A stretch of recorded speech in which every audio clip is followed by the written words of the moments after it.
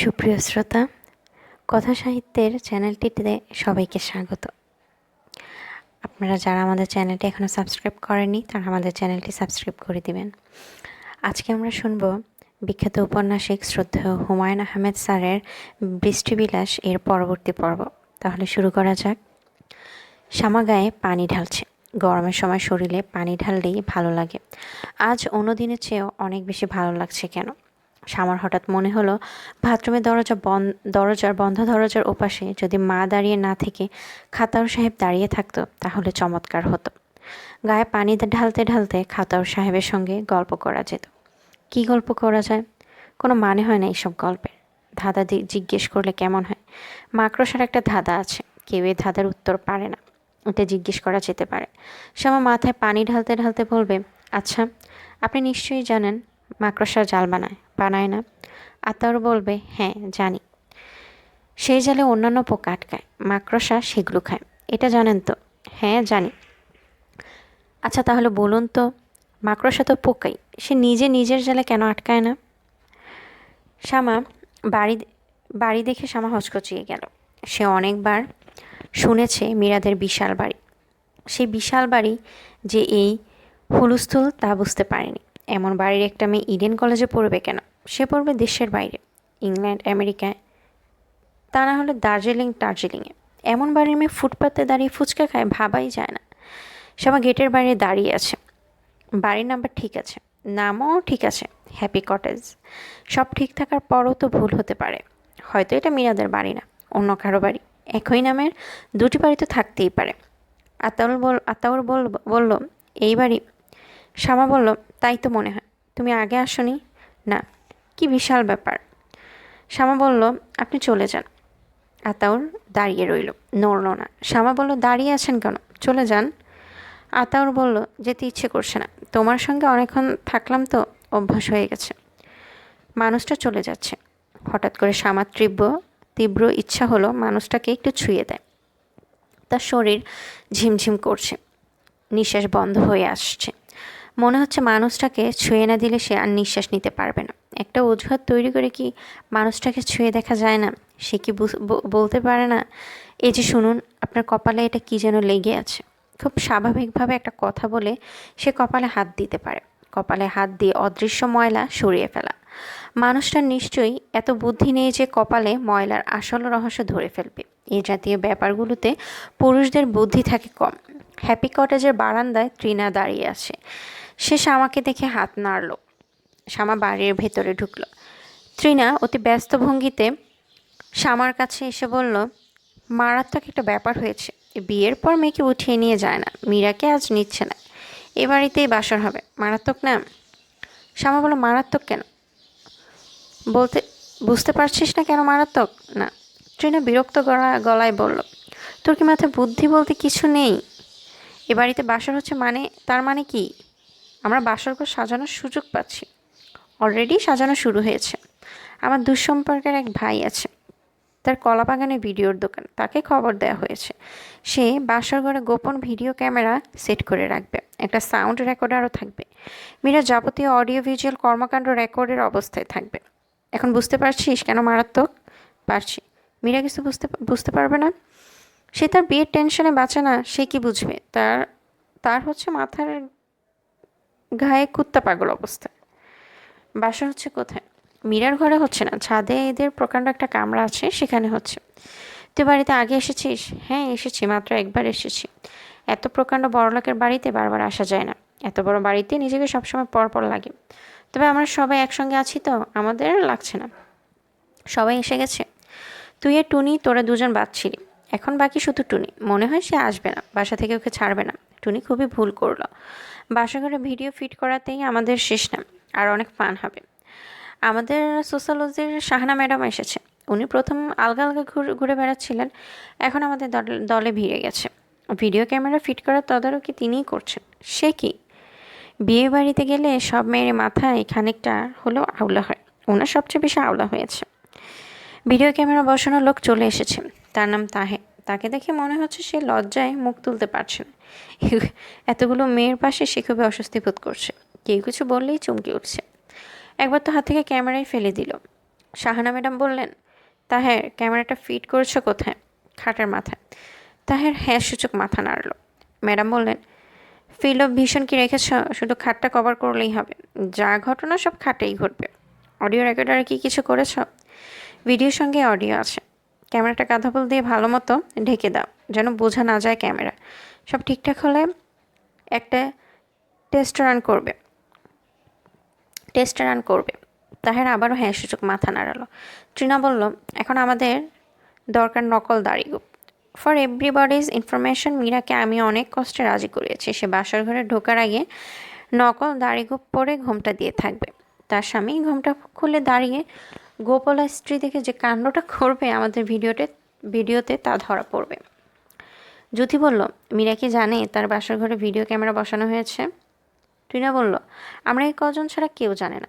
বাইরের মানুষের মধ্যে শুধু মীরার মাই জানে। শ্যামা বিস্মিত হয়ে উঠল। উনি কিছু বলেননি? খালা কিছুই বলেনি। উনি বরং বলেছেন বেশি মজা পাচ্ছেন। বরং সবচেয়ে বেশি মজা পাচ্ছেন। প্রথম মেয়ের বিয়েতে সবচেয়ে বেশি ফান পায় মেয়ের মা। 1,00,000 টাকা বাজি। উনি মেয়ের বাসার ঘরে ভিডিও দেখতে চাইবেন। শাহানা ম্যাডাম বললেন, মেয়েরা তোমরা খেয়াল রেখো কোনো ছেলে যেন এদিকে না আসে। 3 তলার ছাদ, out of bound for everybody. Trina বলল, মিস্টার হুক্কা কি আসতে পারবেন? না, হুক্কাও আসতে পারবেন না। শ্যামা বলল, হুক্কা কি? তৃণা বলল, মীরার দুঃসম্পর্কের ভাই। আমরা নাম দিয়েছি হুক্কা। সে তার চশমা খুঁজে পাচ্ছে না। তার ধারণা আমরা চশমা লুকিয়ে রেখেছি। বারবার আসছে আমাদের কাছে। হুক্কা নাম কেন? ফানি টাইপ ক্যারেক্টার, এজন্য হুক্কা নাম দেওয়া হয়েছে। একসময় মীরা হুক্কার প্রেমে হাবুডুবু খাচ্ছিল, কিন্তু হুক্কা সাহেব পাত্তাই দেননি। আমরা ঠিক করেছি হুক্কা সাহেবকেও একটু টাইট দেব।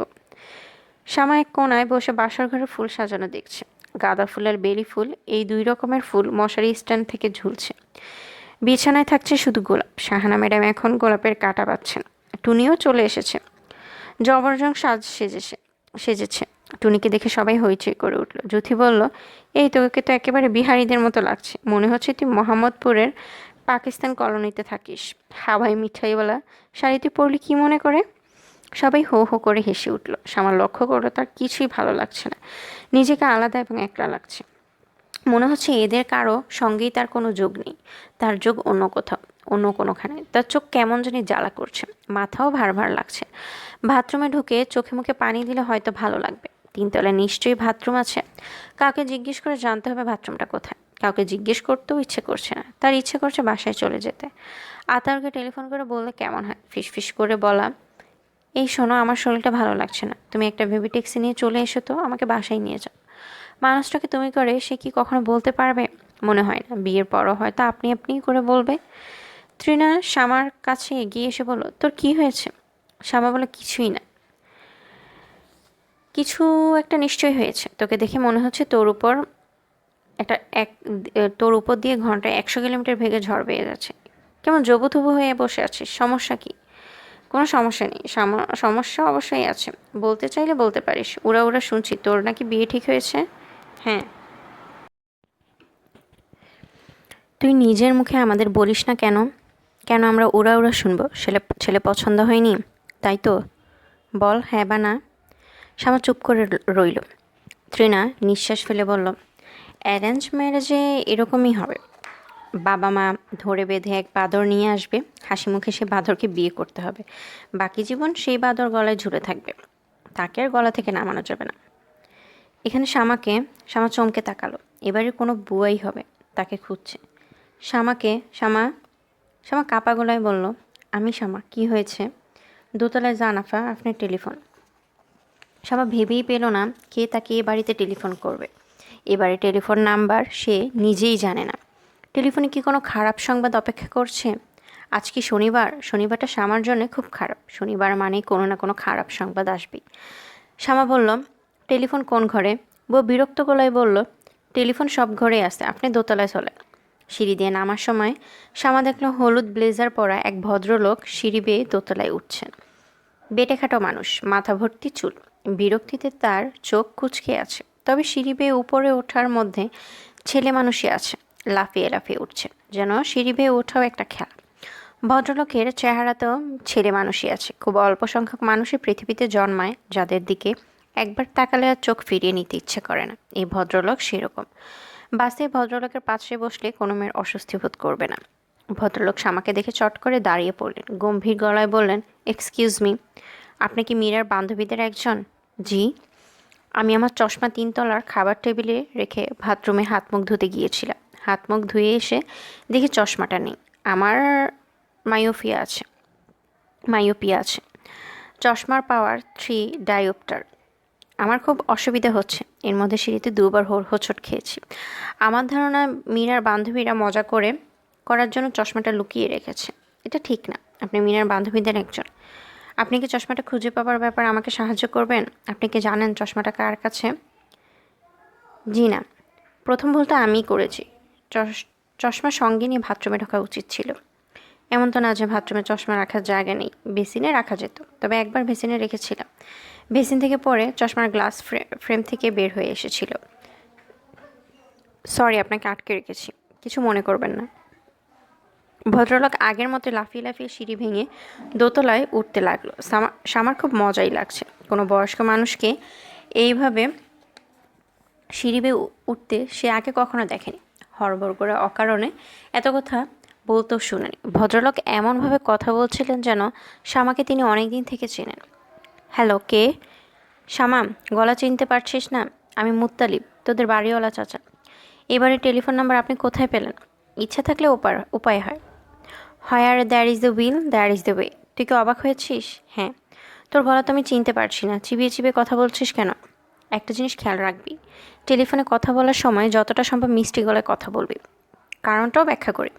টেলিফোন কনভারসেশনের পুরোটাই অডিও, মুখ দেখা যায় না। গলার স্বরটাই ভরসা। কাজেই সেই স্বরটা মিষ্টি হওয়া বাঞ্ছনীয়। কি আমার কথা লজিক খুঁজে পাচ্ছিস? শ্যামা কিছুই বলল না। সে স্বস্তি বোধ করছে, কারণ মুত্তালিব চাচার গলা স্বাভাবিক। তিনি হাসি মুখে কথা বলছে। কোনো খারাপ সংবাদ থাকলে তিনি এমন হাসি মুখে কথা বলতেন না। হ্যালো শ্যামা। হ্যাঁ, শুনছি।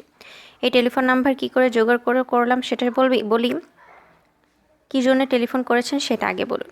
স্টেপ বাই স্টেপ বলি। তুই এত ছটফট করছিস কেন? মনে হচ্ছে পাবলিক টেলিফোন থেকে টেলিফোন করছিস। তোর পেছনে লম্বা লাইন, সবাই তোকে তাড়া দিচ্ছে। শোন শ্যামা। হ্যালো হ্যালো, শুনছি। আমি কি করেছি শোন। প্রথমে আশাকে বললাম, তোমার বোনের ডায়েরি ঘেটে দেখো তার কোনো বান্ধবীর নাম্বার লেখা আছে কিনা। সে একজনের নাম্বার দিল, ট্রিনা মেয়েটার নাম্বার। আমি ট্রিনার বাসায় টেলিফোন করে এবারের নাম্বার নিলাম। বুঝেছিস? বুঝলাম। আপনার অনেক বুদ্ধি। এখন বলুন, টেলিফোন করেছেন কেন? টেলিফোন করেছি এটা বলার জন্য যে তুই বাসায় চলে আয়। আমি তোদের এখানকার ঠিকানা নিয়ে গাড়িও পাঠিয়ে দিয়েছি। এতক্ষণে গাড়ি পৌঁছে যাবার কথা। বাসায় চলে আসবো? হ্যাঁ। কেন? তোর বাবার শরীরটা খারাপ, বাথরুমে মাথা ঘুরে পড়ে গেছে। এখন ভালো, কিছুক্ষণ আগে বিছানায় শুয়েছিল। এখন দেখে এসেছি বিছানায় বসা, লেবু শরবত খাচ্ছে, সেকেন্ডে সেকেন্ডে শামা করছে। এজন্যই আমার মনে হয় তোর চলে আসাটা ভালো হবে। শ্যামা হতভম্ব গলায় বলল, চাচা আপনি কি বলছেন? আপসেট হওয়ার কিছুই নেই। তোর বাবা ভালো আছে। ডাক্তার এসে দেখে গেছে, বলেছে চিন্তার কিছু নেই। প্রেশার সামান্য বেশি, প্রেশার কমানোর ওষুধ দেয়া হয়েছে, সিডেটিভ দেয়া হয়েছে। আমি যতদূর জানি এখন নাক ডেকে ঘুমাচ্ছে।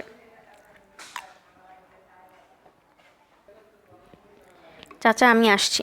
তোর কথা শুনে মনে হচ্ছে তুই টেনশনে মরে যাচ্ছিস। টেনশন করার মতো কিছু হয়নি। Everything is under control. তোর মা শুরুতে খুব ভয় পেয়েছিলেন, এখন সামলে উঠেছে। তুই বরং এক কাজ কর, বাবাকে দেখে তারপর আবার বিয়ে বাড়িতে চলে যা। সাপ মরলো, লাঠিও ভাঙলো না। Snake is dead, stick intact. এই বলে তিনি হাসলেন।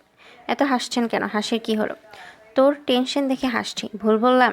টেনশন দেখতে পারছি না, শুধু ফিল করছি। আমার টেনশন করাটা কি হাস্যকর? হ্যাঁ হাস্যকর। ছোটোখাটো ব্যাপারে যদি এত টেনশন করিস, বড় ব্যাপারগুলো কীভাবে সামাল দিবি? চাচা আমি রাখি। এখন টেলিফোন রেখে কি করবি? গাড়িতে এখনও পৌঁছানি, ততক্ষণ কথা বল। চাচা আমার কথা বলতে ইচ্ছে করছে না। শ্যামা টেলিফোন রেখে দ্রুত নিচে নেমে গেল। মুত্তালিব চাচার গাড়ি এখন আসেনি। গাড়ির ড্রাইভার যদি বাসা চিনে আসতে না পারে, আচ্ছা সে কি আতাউরকে টেলিফোন করে আসতে বলতে পারে না? আতাউর তাকে বেবি ট্যাক্সি করে পৌঁছে দিবে, এতে নিশ্চয়ই দোষের কিছু নেই। শ্যামা আতাউরের নাম্বার ডায়াল করলো। টেলিফোন আতাউরই ধরলো। আগের বারের মতো অন্য কেউ ধরলো না। শ্যামাকে নানান ভনিতা করে আতাউরকে চাইতে হলো না। শ্যামা হ্যালো বলতেই আতাউর বলল, এসা তোমার খবর কি? দেখলে আমি কেমন গলা চিনি? আমার সঙ্গে একবার মাত্র কথা বলেছ আর আমি গলা মুখস্থ করে রেখে দিয়েছি। শ্যামা হচকচিয়ে গেল। এসব প্রসঙ্গটা তার মাথায় একেবারেই ছিল না, অথচ থাকা উচিত ছিল। সে বোকা না, সে বুদ্ধিমতী।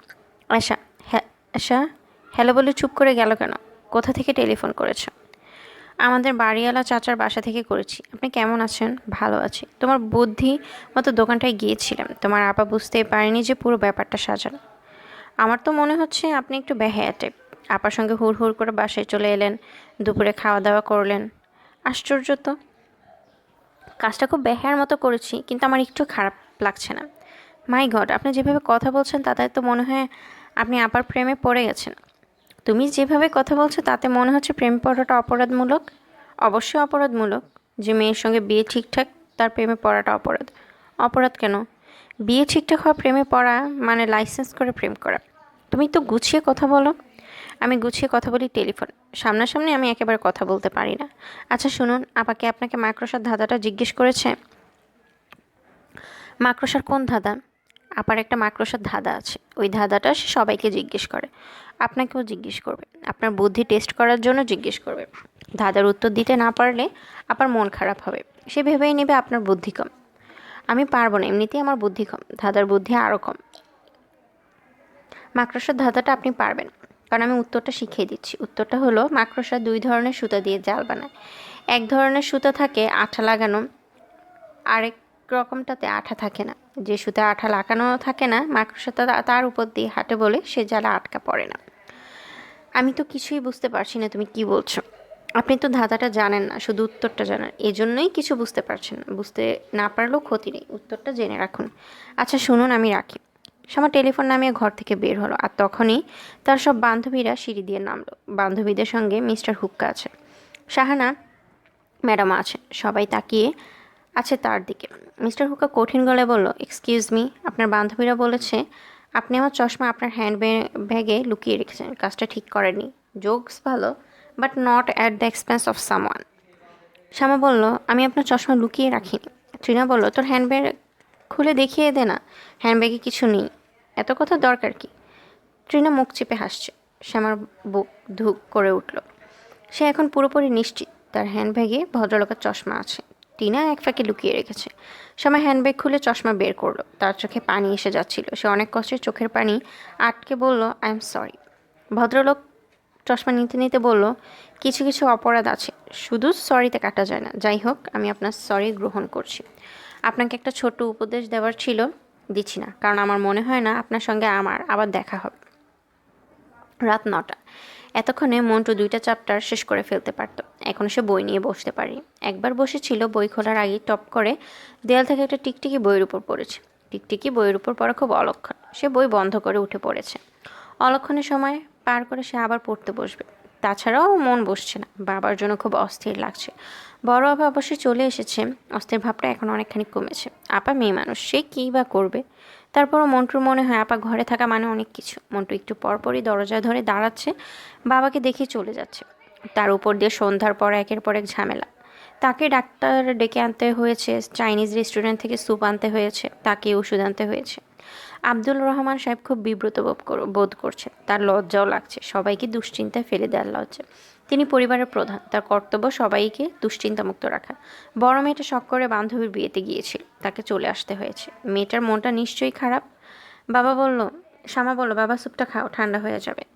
স্যুপ থেকে মুরগি মুরগি গন্ধ আসছে। ভাতের মাড়ের মতো একটা জিনিস তার উপর লতাপাতা ভাসছে, দেখে অভক্তি লাগছে। তারপরে মেয়ের মুখের দিকে তাকিয়ে তিনি এক চুমুক স্যুপ মুখে দিলেন। শ্যামা বলল, স্যুপটা খেতে ভালো লাগছে না। তিনি বললেন, খারাপ না। তাহলে খাও, চামচ হাতে নিয়ে বসে আছো কেন? তিনি পরপর কয়েক চামচ স্যুপ মুখে দিলেন। শ্যামা বলল, শরীরকে এখন আগের থেকে ভালো লাগছে? হ্যাঁ, একটু ভালো না, অনেকখানি ভালো। অনেকখানি ভালো, স্যুপ খেয়ে শুয়ে পড়। আব্দুল রহমান সাহেব আরও এক চামচ স্যুপ মুখে দিলেন। বক করে মুরগির গন্ধে নাকে লাগলো। শরীর কেমন যেন মোচড় দিচ্ছে, বমি হয়ে যেতে পারে। তিনি বমি আটকাবার চেষ্টা করলেন। তার শরীরের কলকবজা ভালো না। একবার বমি শুরু হলে বাড়িতে আবারও হইচই শুরু হবে। মন্টুর পড়া হবে না। পরীক্ষার আগের রাতে রিভিশনটা 1 মাসের পড়ার সমান। কাল তার পরীক্ষা, মনেই ছিল না। স্যুপটা খাওয়া বন্ধ করতে হবে।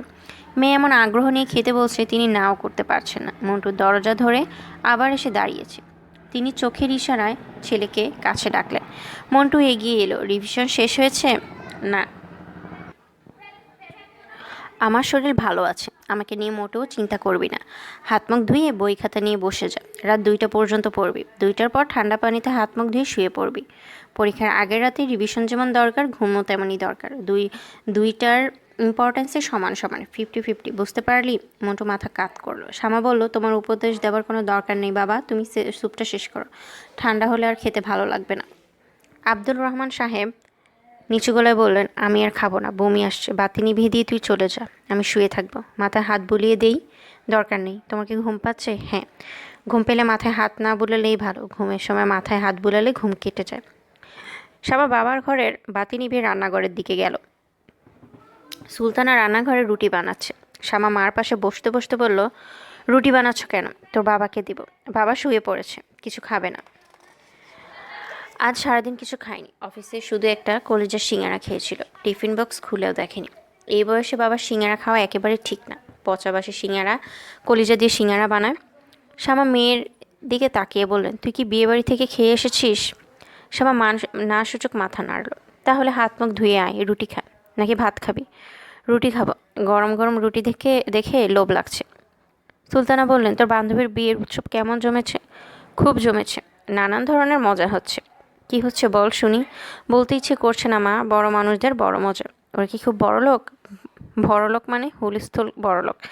মীরাদের বাড়ির প্রতিটা ঘরে এসি আছে। আমার ধারণা কাজের মেয়েদের ঘরেও আছে। বলিস কি?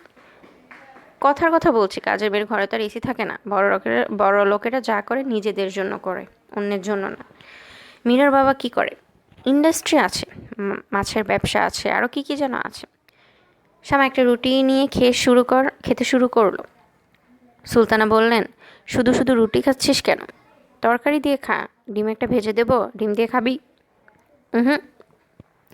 সবুজ শাড়িতে তোকে যে খুব সুন্দর দেখাচ্ছে, এই কথাটা কেউ বলেনি? না, বলেনি। সুলতানা বললেন, কুমার এই মেয়েদের সেজেগুজে বাড়িতে যাওয়াটা ভালো, অনেকের চোখে পড়ে, সম্বন্ধ আসে।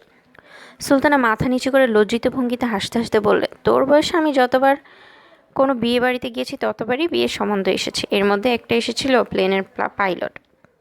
পাইলটের সঙ্গে বিয়ে হলো না কেন? বিয়ে হলে তো প্লেনে করে তুমি দেশ বিদেশ ঘুরতে পারতে। বিয়ে কপালের ব্যাপার। কপালে লিখেছিল তোর বাবার সাথে আমার বিয়ে হবে, তাই হয়েছে। আমার কপালের লেখা খাতাউরের সঙ্গে বিয়ে হবে। কাজেই যত সেজেগুজে বিয়ে বাড়িতে যাই না কেন, আমার কপালে খাতাউর, তাই না মা? খাতাউর সাহেব যে দুপুরে বাসায় খেতে এসেছিল, এটা কি বাবাকে বলেছ? না। বলনি কেন? আছে একটা সমস্যা। কি সমস্যা? পরে শুনবি। পরে শুনবো কেন, এখন বলো। সুলতানা ছোট নিঃশ্বাস ফেলে বললেন, তোর বাবা ইচ্ছা না ছেলেটার সঙ্গে তোর বিয়ে হোক। তার যে শরীরটা খারাপ করেছে এইসব ভেবেই করেছে। তার মানে? তোর বাবা আজ দুপুরে ছেলেটার সম্পর্কে খুব বাজে একটা খবর পেয়েছে, তখনই তার শরীর খারাপ করেছে। এত আশা করেছিল, হঠাৎ একটা ধাক্কার মতো খেয়েছে, অফিসেই বমি টমি করেছে। খারাপ খবরটা কি? আমাকে কিছু বলেনি। তোর বাবাকে তো তুই চিনিস, একবার যদি সে ঠিক করে কিছু বলবে না, পেটে বোমা মারলেও বলবে না। খারাপ খবর যেটা বাবা শুনেছে সেটা তো ভুলও হতে পারে, বিয়ের সময় প্রায়ই মিথ্যা খবর রটানো হয়। তোর বাবা বলেছে খবর মিথ্যা না। শ্যামা তাকিয়ে আছে। সুলতানা মেয়ের দৃষ্টির সামনে বসে থাকতে পারলেন না, তিনি উঠে দাঁড়ালেন। এশার ঘরে একবার যেতে হবে। মেয়েটা সন্ধ্যা থেকে দরজা বন্ধ করে শুয়ে আছে, তার মাইগ্রেনের ব্যথা উঠেছে। স্বামীকে দেখতে গিয়ে মেয়ের দিকে তাকানো হয়নি। প্রথমে তিনি স্বামীর ঘরে উকি দিলেন। মানুষটা ঘুমোচ্ছে, মনে হচ্ছে আরাম করেই ঘুমোচ্ছে। আরামের ঘুমের সময় মানুষ হাত পা গুটিয়ে ছোট হয়ে যায়, বেআরামের ঘুমের সময় মানুষ সরল রেখার মতো সোজা হয়ে থাকে। সুলতানা ছেলের ঘরে গেলেন। বেচারার পড়ার আজ অনেক ক্ষতি হয়ে গেছে। তিনি ঠিক করলেন মন্টু যতক্ষণ পড়বে তিনি পাশে বসে থাকবেন। তার এই ছেলেটা বোকাটাই। ছোটবেলায় এত বোকা ছিল না, যতই দিন যাচ্ছে বুদ্ধি তত কমছে। পড়তে পড়তে সে ঘুমিয়ে পড়েছে। ধাক্কা দিয়ে জাগিয়ে দিলে সঙ্গে সঙ্গে পড়তে শুরু করে। এই ছেলের পড়াশুনো হবে বলে মনে হয় না। পরীক্ষা দিয়ে ফেল করবে, আবার দেবে, কোনো বছর দেবে, কোনো বছর দেবে না। এই করতে করতে বয়স হয়ে চেহারায় লোক ভাব আসবে, তখন কোনো দোকান টোকান দিয়ে বসিয়ে দিতে হবে। মন্টুর মতো ছেলেরা খুব ভালো দোকানদার হয়। টেবিলে বই খোলা, মন্টু বইয়ে মাথা রেখে আরাম করে ঘুমাচ্ছে। ঘাড়ের উপর মশা রক্ত খেয়ে ফুলে আছে। মন্টুর কোনো বিকার নেই। সুলতানা ছোট নিঃশ্বাস ফেললেন। ছেলেকে ঘুম থেকে তুলতেই সে পড়তে শুরু করবে। ঘুমিয়ে পড়ার আগ মুহূর্ত পর্যন্ত সে পড়বে, এরপর আবার ঘুমোবে। তাই তিনি তাকে আর জাগালেন না, কিছুক্ষণ ঘুমাতে দিলেন। তিনি এশার ঘরের দিকে রওনা হলেন। খুব সম্ভব এসেও ঘুমোচ্ছে। মাইগ্রেনের ব্যথা প্রবল হলে এশা কয়েকটা ঘুমের ওষুধ খেয়ে ফেলে। ব্যথা কমে যায়, কিন্তু ঘুম থেকে যায়। এশার ঘরের দরজা ভেজা না। সুলতানা দরজার পাশে দাঁড়াতেই এশা বলল, ভেতরে এসো মা। সুলতানা ঘরে ঢুকলেন। এই গরমে এশা চাদর গায়ে শুয়ে আছে, তার চোখ লাল। সুলতানা বললেন, মাথা ব্যথার অবস্থা কি? এশা বলল, অবস্থা ভালো, কমেছে না? তাহলে ভালো বলছিস কেন? আমার মাথা ব্যথা প্রসঙ্গটা এখন একটু বাদ থাকুক মা, আসল ঘটনা আমাকে বলো। আপার বিয়ে বাতিল হয়ে গেছে? হ্যাঁ।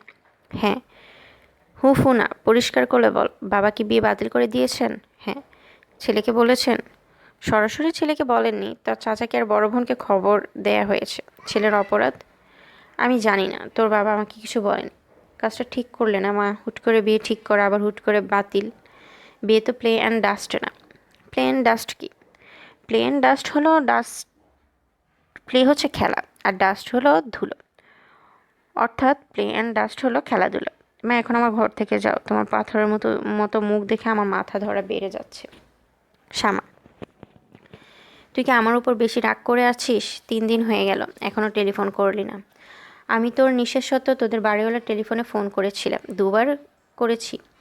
একবার তিনি বলেন রং নাম্বার, দ্বিতীয়বার বলেন শ্যামারা এই বাড়ি থেকে চলে গেছে, মালিবাগের দিকে বাসা নিয়েছে, রেল ক্রসিংয়ের কাছে।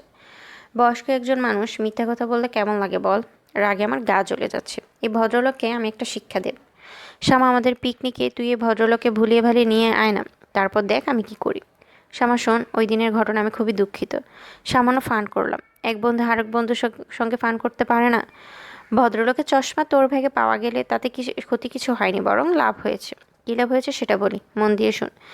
ভদ্রলোক তো মোটামুটি অন্ধের মতো হাঁটাহাঁটি করছিলেন। চশমা ফেরত পেয়ে প্রথম তোকে দেখলেন। তুই সবুজ শাড়ি পরে দাঁড়িয়েছিলি, তোকে দেখাচ্ছিল ইন্দ্রাণীর মতো। ইন্দ্রাণী জিনিসটা কি আমি জানি না, প্রায় গল্পের বই পড়ি ইন্দ্রাণীর মতো সুন্দর। কাজেই ধরে নিচ্ছি ইন্দ্রাণী খুবই রূপবতী কেউ। ভদ্রলোক তোকে দেখে ধাক্কার মতো খেলেন। রবীন্দ্রনাথের ভাষায়, বাজিল বুকে সুখের মতো ব্যথা। তুই রাগে দুঃখে কেঁদে ফেললি, তারপর চোখ মুছতে মুছতে চলে গেলি। তখন আমি হুক্কা বাবাজিকে আসল ঘটনা বললাম যে তুই চশমার ব্যাপারটা কিছুই জানিস না, আমি তোর ব্যাগে লুকিয়ে রেখেছিলাম। ঘটনা শুনে হুক্কা বাবাজির আসল নাম হচ্ছে আশফাকুর রহমান, খুবই মন খারাপ করলেন। তিনি ঠিক করেছেন তোদের বাসায় গিয়ে তোর কাছে ক্ষমা প্রার্থনা করবেন। আমার ধারণা ইতিমধ্যে তিনি এই কাজটা সেরে ফেলেছেন এবং তোর সঙ্গে হুক্কা বাবাজির কথাবার্তা হয়েছে। আমার এই ধারণার পেছনে কারণ আছে। হুক্কা বাবাজির মা আজ সকালে আমাকে টেলিফোন করে তোর সম্পর্কে খোঁজখবর করেছিলেন। জানতে চাচ্ছিলেন তুই মেয়ে কেমন, তোর সঙ্গে কারো অ্যাফেয়ার আছে কিনা। কাজেই বুঝতে পারছিস ঘটনা অনেক দূর গড়িয়েছে, এখন শুধু গড়াতেই থাকবে। হুক্কা বাবাজিকে যদি বড়শিতে গেঁথে তুলতে পারিস তাহলে বিরাট কাজ হবে। ওদের গুলশানে 3তলা বাড়ির ছাদে সুইমিং পুল আছে। আমি দেখিনি, মীরার কাছে শুনেছি। পয়সালা স্বামী হলো সোনার চামচ। কথায় আছে না, সোনার চামচ বাঁকাও ভালো। হুক্কা বাবাজি বাঁকা না, সোজা। ভদ্রলোকের ফাইবার অপটিক্সের উপর পিএইচডি ডিগ্রি আছে। ম্যারিল্যান্ড বিশ্ববিদ্যালয়ে অধ্যাপনা করতেন। তার বাবা খুবই অসুস্থ, নিজে ব্যবসাপাতি দেখতে পারছে না বলে ছেলে এসেছে বাবাকে সাহায্য করতে।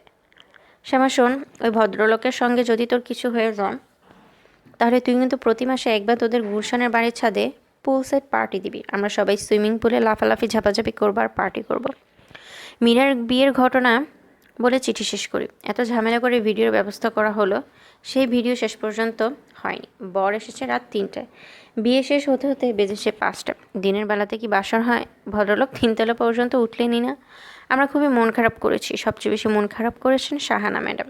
শেষে ম্যাডামকে বললাম, ম্যাডাম মন খারাপ করবেন না, আমরা তো অনেকেই আছি বিয়ের বাকি, আমাদের যে কোনো একজনের বাসর ঘরে রাত ভিডিওর ব্যবস্থা হবে। কে জানে, হয়তো তোরটাই হবে। কাজেই সাবধান, ভালো থাকিস, আর আমার উপর থেকে রাগ দূর করার চেষ্টা করিস। তোর নাম রাগকুমারী বলে সারাক্ষণ রেগে থাকতে হবে কি? রাগ মিস্টার হুকার জন্য জমা করে রাখ। ইতি, তোর দুষ্ট বন্ধু তৃণা।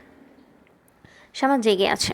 একটু আগে ঘড়ি দেখেছে 3টা 10। চোখ জ্বালা করছে। যদিও চোখ জ্বালা করার কোনো কারণ নেই, সে চোখ বন্ধ করে আছে। রোদের দিকে তাকিয়ে থাকলে চোখ জ্বালা করার প্রশ্ন আসতো। ঘর অন্ধকার। যখন ঘুমোতে গিয়েছিল তখন গরমে শরীর ঘেমে যাচ্ছিল, এখন শীত শীত লাগছে। মাথার উপর ফ্যান করছে। রাত যতই বাড়ছে ফ্যানের গতি মনে হচ্ছে ততই বাড়ছে।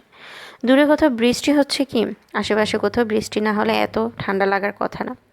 শ্যামা আবারও ঘড়ি দেখল, রেডিয়ামের ডায়াল দেয়া ঘড়ি। অন্ধকারে বিড়ালের চোখের মতো জ্বলে। এখন বাজছে 3:12।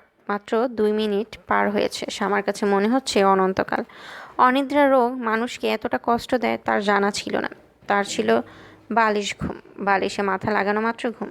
আজ একই যন্ত্রণা হলো। আগে চোখ জ্বালা করছিল, এখন মুখ জ্বালা করছে। এই জ্বলনও কি শেষ পর্যন্ত সারা শরীরে ছড়িয়ে পড়বে? বিছানায় শুয়ে না থেকে ভেতরে বারান্দায় চলে গেলে কেমন হয়? ভেতরের বারান্দায় কাঠের চেয়ারটা আছে। চেয়ারের পায়াটা আবার ভেঙেছে। আব্দুর রহমান সাহেব আবার ঠিক করেছেন। এই নিয়ে তিনবার হলো। চেয়ারে বসে সকাল হওয়া দেখা, অনেকদিন সকাল হওয়া দেখা হয় না। আজ দেখবে। না, তা করা যাবে না। ফজরের আজান হতেই মা বাবা দুজনই উঠে পড়বেন। তারা উজু করতে এসে দেখবেন তাদের বড় মেয়ে একা একা বারান্দায় বসে আছে। মনের কষ্টে মেয়ে সারা রাত ঘুমোতে পারেনি। তারা দুজনই খুবই দুঃখিত হবেন। সেটা হতে দেওয়া যায় না। শ্যামা মনের কষ্টে ঘুমোতে পারছে না, এটা ঠিক না। তার মনে কষ্ট নেই, তবে তার খারাপ লাগছে।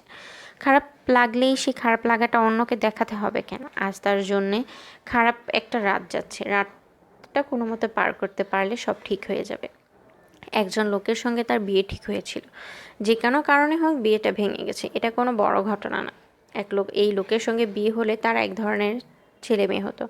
অন্য আরেকজনের সঙ্গে বিয়ে হলে অন্য ধরনের ছেলে মেয়ে হবে। ব্যাস, এই তো, এর বেশি আর কি। 3:20 বাজে। এই শেষবার ঘড়ি দেখা। শ্যামা ঠিক করে ফেললো সকালে সূর্য ওঠার সঙ্গে সঙ্গে আতাউর নামের মানুষটার ব্যাপারে সে কিছু ভাববে না। আংটিটা ফেরত পাঠাতে হবে। ভাগ্যিস সে আংটি আঙুলে আর পড়েনি। আতাউরের সঙ্গে শেষবার কি শ্যামা কথা বলবে? হ্যাঁ, বলবে। শ্যামা হিসেবে বলবে না, এশা হয়ে বলবে। একটা ভালো সুবিধা হয়েছে। এশা সেজে সে অনেক কিছু বলতে পারছে। যাকে বলা হচ্ছে সে কিছুই বুঝতে পারছে না। শ্যামা ভেবেছিল বাসর রাতে পুরো ঘটনাটা আতাউরকে হাসতে হাসতে বলবে এবং মানুষটার হতভম্ব মুখ দেখবে। মানুষটা নিশ্চয়ই খুব লজ্জা পাবে, বিড়বিড় করে বলবে, তুমি এমন মেয়ে, আশ্চর্য। তখন শ্যামা হঠাৎ শুরু করবে একটা ভূতের গল্প। সে খুব ভালো ভূতের গল্প বলতে পারে। তার নানিজানদের বাড়ির পিছনের জঙ্গলে 12-13 বছর বয়সী একটা মেয়ের ডেড বডি পাওয়া গিয়েছিল। মেয়েটাকে কোথা থেকে এসেছে কেউ কিচ্ছু জানে না। ফুটফুটে চেহারা, মাথা ভর্তি চুল, চোখের কোণায় হাসির রেখা। পুলিশ এলো, তদন্ত হলো, কিছুই বের হলো না। মেয়েটার কবর হলো গ্রামের মসজিদের পেছনের কবরস্থানে। তারপর শুরু হলো যন্ত্রণা। গভীর রাতে মেয়েটার কান্না শোনা যায়। লোকজনদের কাছে ফিসফিস করে বলে, এই তোমরা আমাকে কবর দিলে কেন? আমি হিন্দু, আমার নাম লীলাবতী। গ্রামের লোকজন অস্থির হয়ে পড়লো। শেষে সবাই মিলে সালিশ করে ঠিক করলো কবর খুঁড়ে মেয়েটার ডেড বডি বের করে শ্মশানে নিয়ে পোড়ানো হবে। কবর খোঁড়া হলো। দেখা গেল কবরে কিছুই নেই, কাপড়ের কাপড়টা শুধু পড়ে আছে। ভূতের গল্প শেষ করে শ্যামা ভয় কাটানোর জন্য একটা মজার গল্প বলবে। যে গল্প বলবে সেটাও ঠিক করা। গল্পটা সবচেয়ে সুন্দর বলতে পারে তৃণা, তবে সে নিজেও খারাপ বলে না। এক পথচারী অন্য একজনকে জিজ্ঞেস করলো, ভাই শুনুন, এই রাস্তাটা কি হাসপাতালের দিকে গিয়েছে? উত্তরে সেই লোক বলল, রাস্তার কি অসুখ হয়েছে যে রাস্তা হাসপাতালের দিকে যাবে? গল্পগুজব শেষ হওয়ার পর মানুষটাকে পুরোপুরি চমকে দেওয়ার জন্য সে বলবে, আচ্ছা শুনুন, অনেক গল্প করা হয়েছে, এখন আমার খুব ঘুম পাচ্ছে। গতকাল রাতেও ঘুমাইনি। ঘুমে আমার চোখ বন্ধ হয়ে আসছে। আমি ঘুমাবো। ঘুমের মধ্যে আপনি কিন্তু আমার গায়ে হাত দেবেন না। ঘুমের সময় কেউ আমার গায়ে হাত দিলে আমার খুব খারাপ লাগে। এই বলে সে পাশ ফিরে শুয়ে পড়বে এবং গভীর ঘুমের ভান করবে। লোকটা কি করবে? বাধ্য ছেলের মতো চুপচাপ পাশে বসে থাকবে? আজান হচ্ছে। সুলতানা উঠেছেন, রান্নাঘরের দিকে যাচ্ছেন। চুলায় চায়ের কেতলি বসেই তিনি তার স্বামীকে ডেকে তুললেন। দুজনে ফজরের নামাজ পড়ে একসঙ্গে চা খাবেন। তারপর আবার ঘুমোতে চলে যাবেন। ঘণ্টাখানেক ঘুমিয়ে আবার উঠবেন। এই ওঠা ফাইনাল ওঠা, আগেরটা সেমিফাইনাল। এই রুটিনের কোনো ব্যতিক্রম শ্যামা তার জীবনে দেখেনি। শ্যামা এবং তার বাবা রুটিনের মধ্যে আটকা পড়ে গেছেন। মানুষ অতি দ্রুত রুটিনে আটকা পড়ে যায়। ভালোবাসাবাসীও কি একসময় রুটিনের মধ্যে চলে আসে? রুটিন করে একজন আরেকজনকে ভালোবাসে। শ্যামা বিছানায় উঠে বসলো। সে ঠিক করলো 1 কাপ চা নিয়ে ছাদে চলে যাবে। ছাদে হাঁটতে হাঁটতে চা খাবে। চা খেতে খেতে গুছিয়ে নেবে। এসেছে যে আজ কি কথা আতাউর নামের ছেলেটাকে বলবে কি না সেটাও ভাবার ব্যাপার আছে। এখন আর কথা বলে কি হবে? তবু সে হয়তো বলবে, কারণ তার কথা বলতে ইচ্ছে করছে। কথা বলতে হবে 9টার আগে। 9টার সময় মানুষটা নিশ্চয়ই অফিসে চলে যাবে। শ্যামা কলেজ বাদ দিয়ে ঘরে বসে থাকতে পারে, মানুষটা পারে না। তাকে বেঁচে থাকতে হলে অফিস করতে হবে, বেতন তুলতে হবে। সে নিশ্চয়ই রুটিনে ঢুকে পড়া মানুষ। এখন বাবার গলা পাওয়া যাচ্ছে। বাবার অসুখটা তাহলে সেরে গেছে। তিনি রোজ দিনের মতো নামাজ পড়লেন, কোরআন তেলাওয়াত করবেন, তারপর ছোট ঘুমাতে যাবেন। ঘুম থেকে উঠে নাস্তা খেয়ে ব্যস্ত ভঙ্গিতে অফিসের দিকে রওনা হবেন। তার জীবন আগের মতোই চলবে। শামার জীবনও হয়তো আগের মতোই চলবে। একসময় আতাউর নামের লোকটার কথা মনেও থাকবে না। অনেক দিন পর তার নিজের মেয়ে বড় হবে। সে তার বান্ধবীর বিয়ে দেখে বাসায় ফিরে মার সঙ্গে গল্প করতে বসবে। তখন হয়তো শামা হঠাৎ বলবে, জানিস, আমার একজনের সঙ্গে প্রায় বিয়ে ঠিকই হয়ে গিয়েছিল। লোকটার নাম আতাউর। আমি ঠাট্টা করে বলতাম খাতাউর। তার মেয়ে বলবে, ছি, মানুষের নাম নিয়ে ঠাট্টা করে ঠিক না। নামটা তো সে রাখেনি, বাবা মা রেখেছে। শ্যামা বলবে, তা ঠিক, তখন আমার বয়স কম ছিল, ঠাট্টা তামাশা করতে খুব ভালো লাগতো। ওনার সঙ্গে বিয়ে হলো না কেন? আমার বাবা খোঁজখবর নিয়ে বিয়ে ঠিক করেননি। শেষে তিনি জানতে পেরেছিলেন কিছু সমস্যা আছে। কী সমস্যা? জানি না কী সমস্যা, বাবা বলেননি। শ্যামা আবারও বিছানায় শুয়ে পড়ল। তার নিজের মেয়েটার কথা ভাবতে ভালোই লাগছে। মনে হচ্ছে সত্যি সত্যি তার একটা মেয়ে আছে, এবং মেয়েটা এখন গুটিসুটি মেরে তার পাশে শুয়ে আছে। মেয়েটার গায়ের গন্ধ পর্যন্ত তার নাকে লাগছে। গাঁদা ফুলের পাতা কচলালে যে গন্ধ আসে, সেই গন্ধ। আচ্ছা, মেয়েটার সুন্দর একটা নাম রাখা দরকার। তার যেমন 2 অক্ষরের নাম, সেরকম 2 অক্ষরের নাম। 2 অক্ষরের নাম হলে নামটা অনেকক্ষণ মুখে রাখা যাবে, টেনে লম্বা করা যাবে। তার নামটা যেমন শ্যামা, অনেকক্ষণ মুখে রাখা যায়, ইচ্ছে মতো টেনে লম্বা করা যায়। আচ্ছা, মেয়েটার নাম আশা হলে কেমন হয়? আতাউরের শ্যামার শাহ, কি অদ্ভুত কাণ্ড। আতাউর এখন এলো কিভাবে? শ্যামা 2 হাত দিয়ে কল্পনার মেয়েটাকে ঠেলে সরিয়ে দিল। মেয়েটা উপ করে চিৎকারও করলো, কারণ তার চুল মার বালিশের নিচে আটকে গেছে। এইসব চিন্তার কোনো মানে হয় না। না থাক, নিজের মেয়েকে নিয়ে চিন্তাটা আপাতত থাকুক। অন্য কোনো বিষয় নিয়ে চিন্তা করা যাক, মজার কোনো বিষয়, আনন্দের কোনো বিষয়। আমার ঘুম পাচ্ছে, এখন আর ঘুমোতে ইচ্ছে করছে না। এখন ঘুমিয়ে পড়লে 10টার আগে তার ঘুম ভাঙবে না। আতাউরকে টেলিফোন করা যাবে না। টেলিফোন করতেই হবে। এসে সেজে টেলিফোন, পর্দার আড়াল থেকে কথা বলা। এই মজার টেকনিকটা শ্যামা তার মেয়েকে শিখিয়ে দিয়ে যাবে। শ্যামার ঘরের দরজায় কে যেন হাত রাখলো। দরজার কড়ায় সামান্য শব্দ হলো। তারপরে সুলতানার গলা শোনা গেল। তিনি কোমল স্বরে বললেন, শ্যামা, চা খাবি? শ্যামা বলল, হ্যাঁ, আয় তোর বাবার সঙ্গে চা খা, তোর বাবা তোকে ডাকছে। শ্যামা দরজা খুলে বের হলো। মার দিকে তাকিয়ে বলল, আমি যে জেগে আছি তুমি জানতে? সুলতানা বললেন, হ্যাঁ। কিভাবে জানতে? আমার দরজা ভেতর থেকে বন্ধ, আমি তো কোনো সারা শব্দ করিনি। সুলতানের ছোট নিঃশ্বাস ফেলে বললেন, তোরা 3 ভাই বোনে যে কোনো একজন জেগে থাকলে বুঝতে পারি। আমার নিজেরও তখন ঘুম হয় না। তোদের মধ্যে সবচেয়ে বেশি রাত জাগে আশা। বাবা আমার সঙ্গে চা খেতে চাচ্ছেন কেন? মনে হয় কিছু বলবে। বিয়ে যে ভেঙে গেল, কেন ভাঙলো, এইসব হয়তো তোকে বলবে। আমি বাবার কাছ থেকে কিছু শুনতে চাচ্ছি না, তুমি শুনে নাও। তারপর যদি ইচ্ছে করে আমি তোমার কাছ থেকে শুনবো। ইচ্ছে না থাকলে শুনবো না। সুলতানা মেয়ের কাঁধে হাত রেখে বললেন, বাবা ডাকলে কখনো না করতে নেই। তোকে ডেকেছে, তারপর যদি না যাস তাহলে মনে কষ্ট পাবে। মার মনে কষ্ট দিলে কিছু হয় না, কিন্তু বাবার মনে কষ্ট দিলে তার ফল খুব খারাপ হয়। আব্দুল রহমান সাহেব শ্যামাকে ডেকে একটু নড়ে চড়ে বসলেন। তার হাতে চায়ের কাপে চুমুক দিতে যাচ্ছিলেন। চুমুক না দিয়ে কাপ নামিয়ে মেয়ের দিকে তাকালেন। শ্যামা বলল, তুমি কিছু বলবে? আব্দুল রহমান সাহেব নরম গলায় বললেন, দাঁড়িয়ে আসিস কেন? আগে বস, তারপর বলি। শ্যামা বলল, আব্দুর রহমান সাহেব নিজে মেয়ের হাতে চায়ের কাপ তুলে দিতে দিতে বললেন, আমি হলাম বোকা মানুষ। আমি নিজে বোকা, তোর মাও বোকা।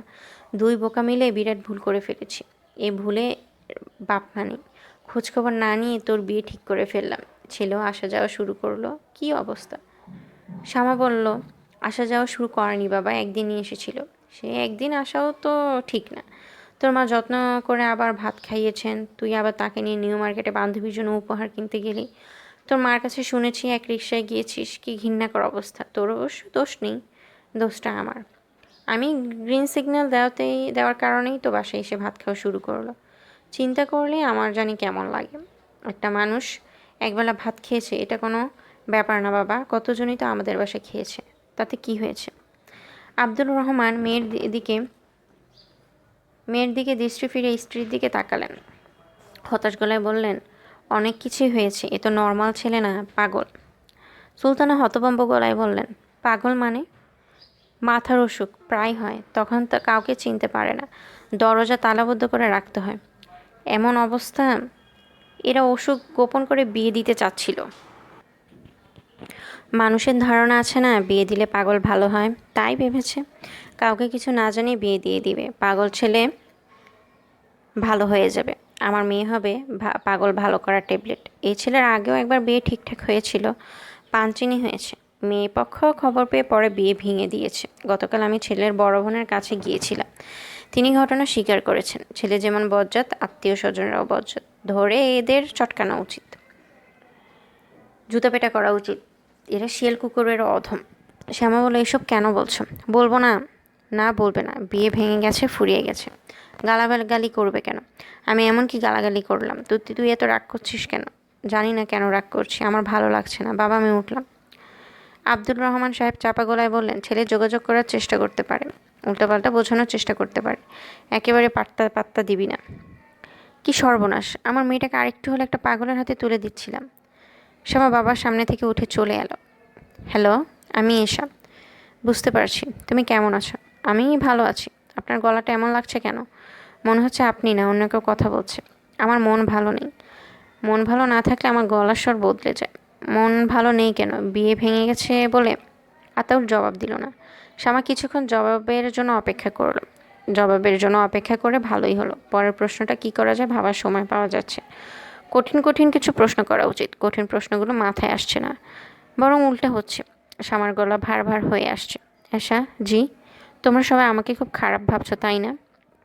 আমি ভাবছি না, তবে অন্যরা ভাবছে। তুমি ভাবছো না কেন? কারণ আমি আপনাকে খুব ভালো কখনো মনে করিনি। বাবা মনে করেছেন, এজন্যই বাবা মনে কষ্ট পাচ্ছেন। আর আপা খুব কষ্ট পেয়েছে। সে অবশ্যই কষ্টের কথাটা কাউকে বলেনি, কিন্তু আমি বুঝতে পারি। ও আচ্ছা, আমি বয়স অনেক ছোট, কিন্তু আমি কি আপনাকে একটা উপদেশ দিব? দাও। আপনার বিয়ে করা উচিত হবে না। আপনি তো মোটামুটি ধরনের অসুস্থ না, বেশ অসুস্থ। আমার কথা কি ভুল? না, ভুল। আমি যখন অসুস্থ হই বেশ ভালোই অসুস্থ হই। আমাকে তালা বন্ধ করে রাখতে হয়। অসুখটা সেরে গেলে পুরনো অনেক কিছুই ভুলে যাই। এই অসুখ সারবে? ডাক্তাররা কি এমন কিছু বলেছেন? না, বলেননি, বরং উল্টোটা বলেছেন বয়সের সঙ্গে সঙ্গে অসুখটা বাড়বে। অসুখের ব্যাপারটা গোপন করাটা কি আপনার ঠিক হয়েছে? না, ঠিক হয়নি, খুব অন্যায় হয়েছে। অন্যায়টা করলেন কেন? তোমার আপাকে দেখে মনে হলো আমার অসুখটা সেরে গেছে, আর কোনো দিন হবে না।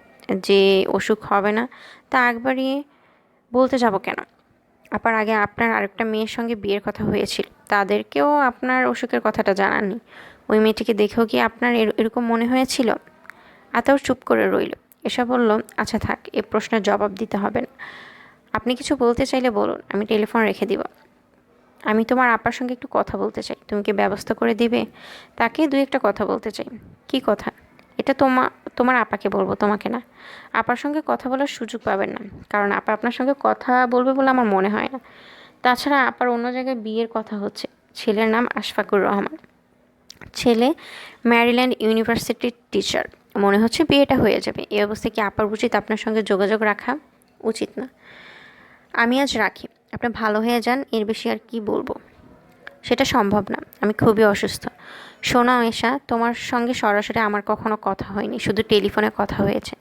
শুধু তোমার কথা শুনে আমি তোমাকে যে পরিমাণ পছন্দ করেছি সেটা একমাত্র আমিই জানি। তোমাকে আমার মনে হয়েছে খুব কাছের একজন। এখনও কি মনে হয়? হ্যাঁ, এখনও মনে হয়। বড় আপার বিয়েতে আপনাকে দাওয়াত দিলে আপনি কি আসবেন?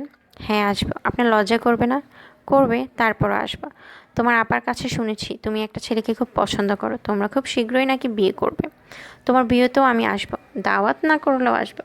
সে আমার টেলিফোন নামিয়ে রাখলো। সে অবাক হয়ে লক্ষ্য করলো তার চোখ দিয়ে পানি পড়ছে। নিজের উপরেই তার রাগ লাগছে। এর কোনো মানে হয়? তার চোখ দিয়ে পানি পড়বে কেন? মুত্তালিব সাহেবের কপালে বিন্দু বিন্দু ঘাম। হাঁটতে তার খুব কষ্ট হচ্ছে। তিনি কয়েকবার বলেছেন, শ্যামা ছেড়ে দে, আর সম্ভব না। শ্যামা বলেছেন, 8 ঘন্টা আপনাকে হাঁটাবার কথা, আমি 8 ঘন্টা হাঁটাবো। মুত্তালিব সাহেব হতাশ গলায় বললেন, হাঁটু যেরকম ছিল সেরকমই আছে, হেঁটে লাভ কি? লাভ ক্ষতি দেখবেন আপনি।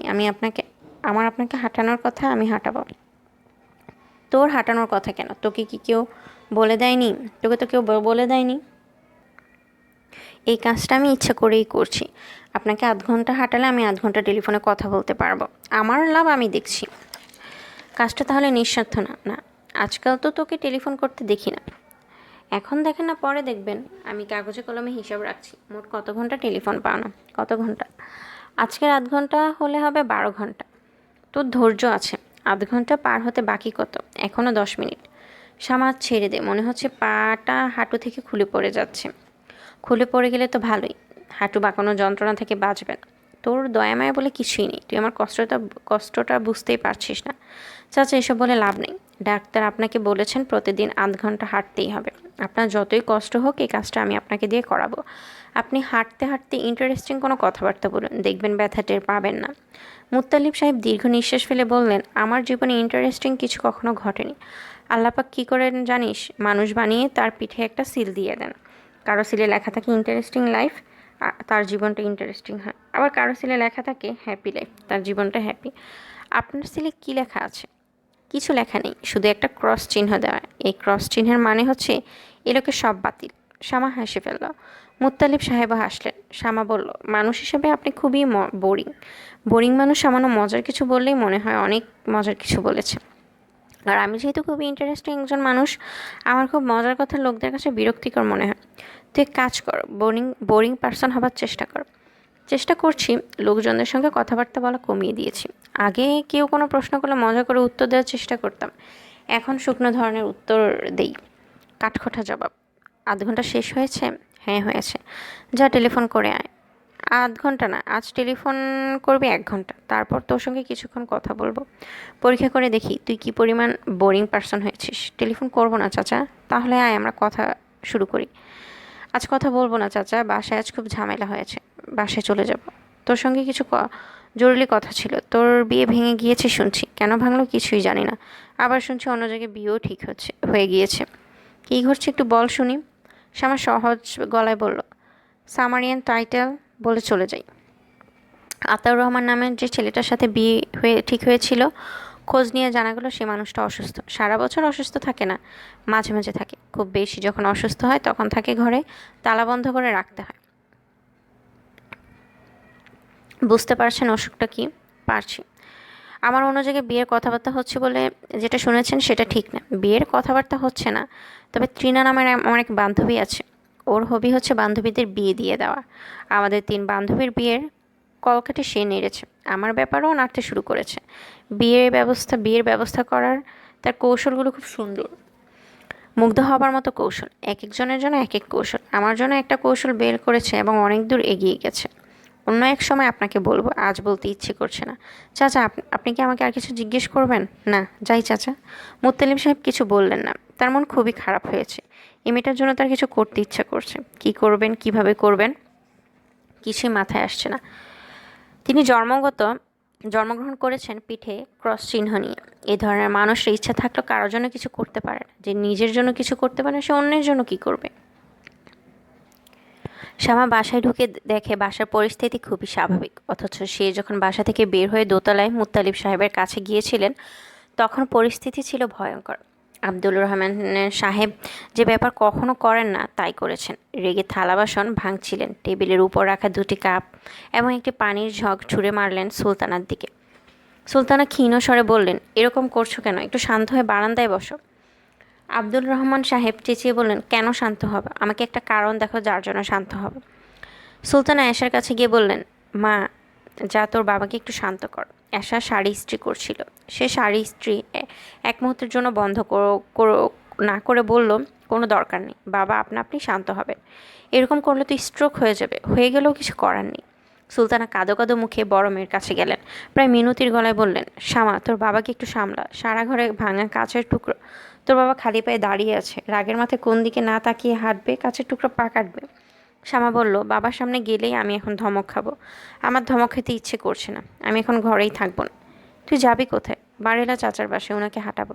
তোর বাবা এই অবস্থা, তুই যাচ্ছিস আরেকজনকে হাঁটাতে?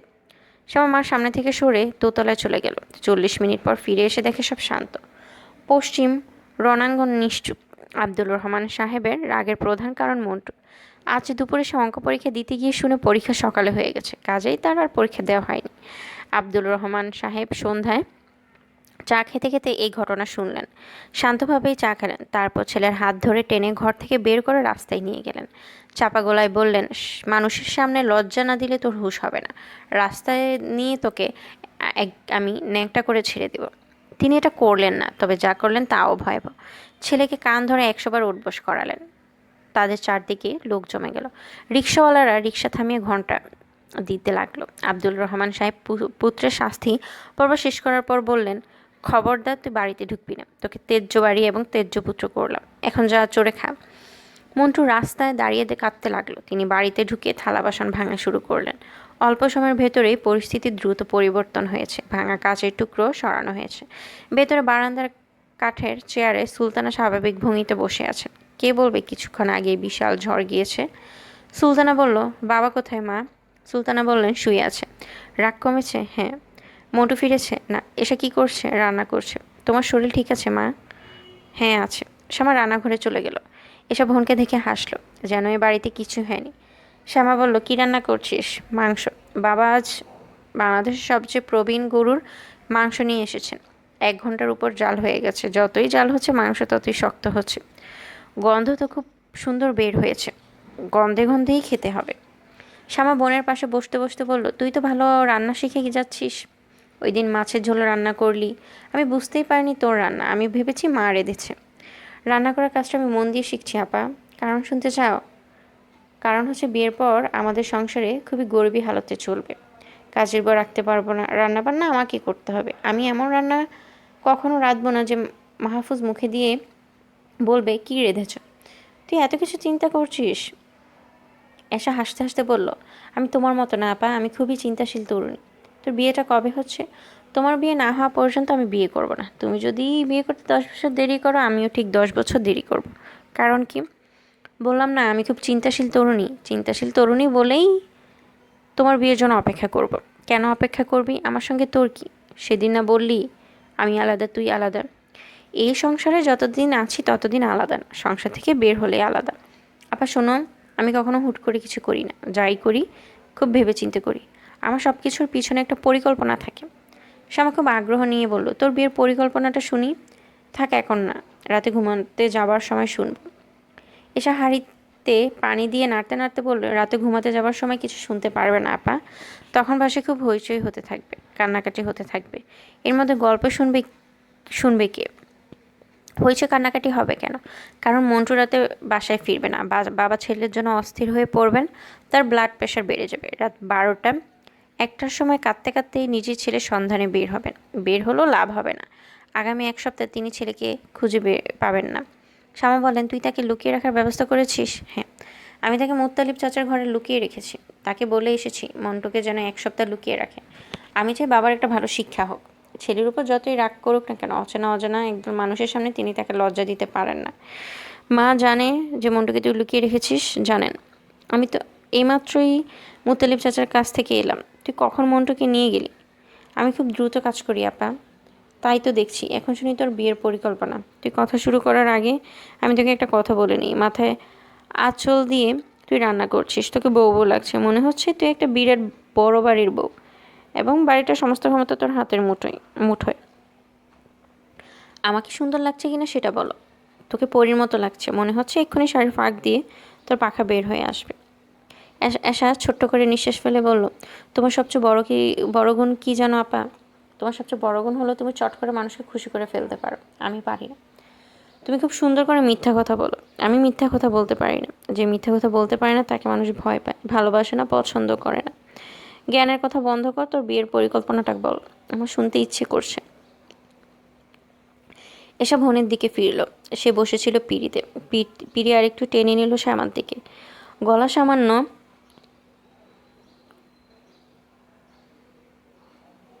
সামান্য নামিয়ে বলল, আপা শোনো, আমি খুব খারাপ ধরনের, খুব বাজে টাইপের একটা ছেলেকে বিয়ে করতে যাচ্ছি।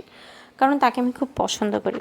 কেন পছন্দ সেটা আরেকদিন বলবো। এখন পরিকল্পনাটা শোনো। আমি ঠিক করেছি তাকে বিয়ে করব কাজী অফিসে। তার বিরুদ্ধে পুলিশের বেশ কয়েকটা মামলা আছে।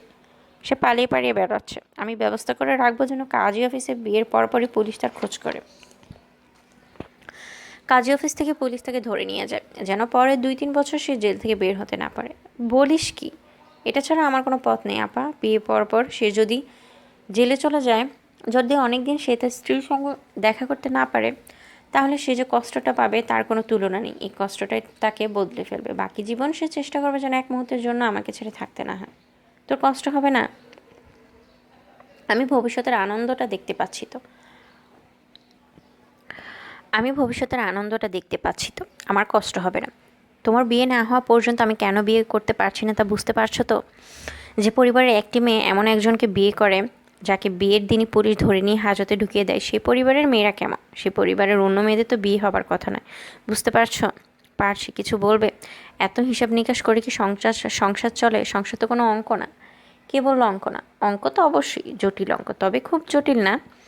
আপা, মাংসের লবণটা চেখে দেখো তো, লবণ ঠিক আছে কি না। লবণ চাখতে আমার কেন জানি সবসময় ঘেন্না লাগে। রাত 10টার পর থেকে আব্দুর রহমান সাহেব খুব অস্থির হয়ে পড়লেন। একবার বাইরের বারান্দায় গিয়ে দাঁড়ান, একবার যান রাস্তায়, আবার ঘরে ফিরে আসেন। সুলতানা বললেন, খেয়ে নাও, রাত হয়ে গেছে। আব্দুর রহমান সাহেব বললেন, খিদে নেই। সুলতানা বললেন, ছেলেকে নিয়ে চিন্তা করতে হবে না, এসে পড়বে। যাবে কোথায়? আব্দুর রহমান সাহেব চাপা গলায় বললেন, গাধা ছেলে, কোথায় না কোথায় গিয়েছে। রাস্তা হারিয়ে ফেলেছে কিনা কে জানে। রাস্তা হারাবে না, চলে আসবে। কি করে বললে চলে আসবে? সব কিছু জেনে বসে আছো? দেখি শার্ট প্যান্ট দাও। শার্ট প্যান্ট দিয়ে কী করবে? ছেলে খুঁজতে বের হতে হবে না? এত বড় শহর তুমি কোথায় খুঁজবে? আব্দুর রহমান সাহেব ক্ষিপ্ত গলায় বললেন, আমাকে কি কি করতে হবে বলো? খাওয়া দাওয়া করে বিছানায় শুয়ে পড়বো? আমার ছেলে ঘরে ফিরছে না আর আমি বিছানায় শুয়ে থাকবো? তুমি আমার সামনে তালগাছের মতো দাঁড়িয়ে থাকবে না, আমার সামনে থেকে যাও। সুলতানা আমাদের ঘরে গেলেন, গলা নিচু করে বললেন, তোর বাবা কাঁদছে, মন্টুকে নিয়ে আয়। এসব বললো অসম্ভব, 1 সপ্তাহ মন্টুকে লুকিয়ে রাখতে হবে। তোর বাবা কাঁদছে, কাঁদুক, তোমার ইচ্ছে হলে তুমি রুমাল দিয়ে বাবার চোখ মুছিয়ে দাও। 1 সপ্তাহ আমি মন্টুকে লুকিয়ে রাখবো। সুলতানা শান্ত গলায় বললেন, মা, এটা তোর সংসার না, এটা আমার সংসার। তুই তোর সংসারে তোর মতো চালাবি, আমার সংসার আমি দেখব আমার মতো। মানুষটা হাউমাউ করে কাঁদছে, তোরা যত ইচ্ছা তোদের স্বামীকে কাঁদাস, আমি আমার স্বামীকে কাঁদতে দেব না।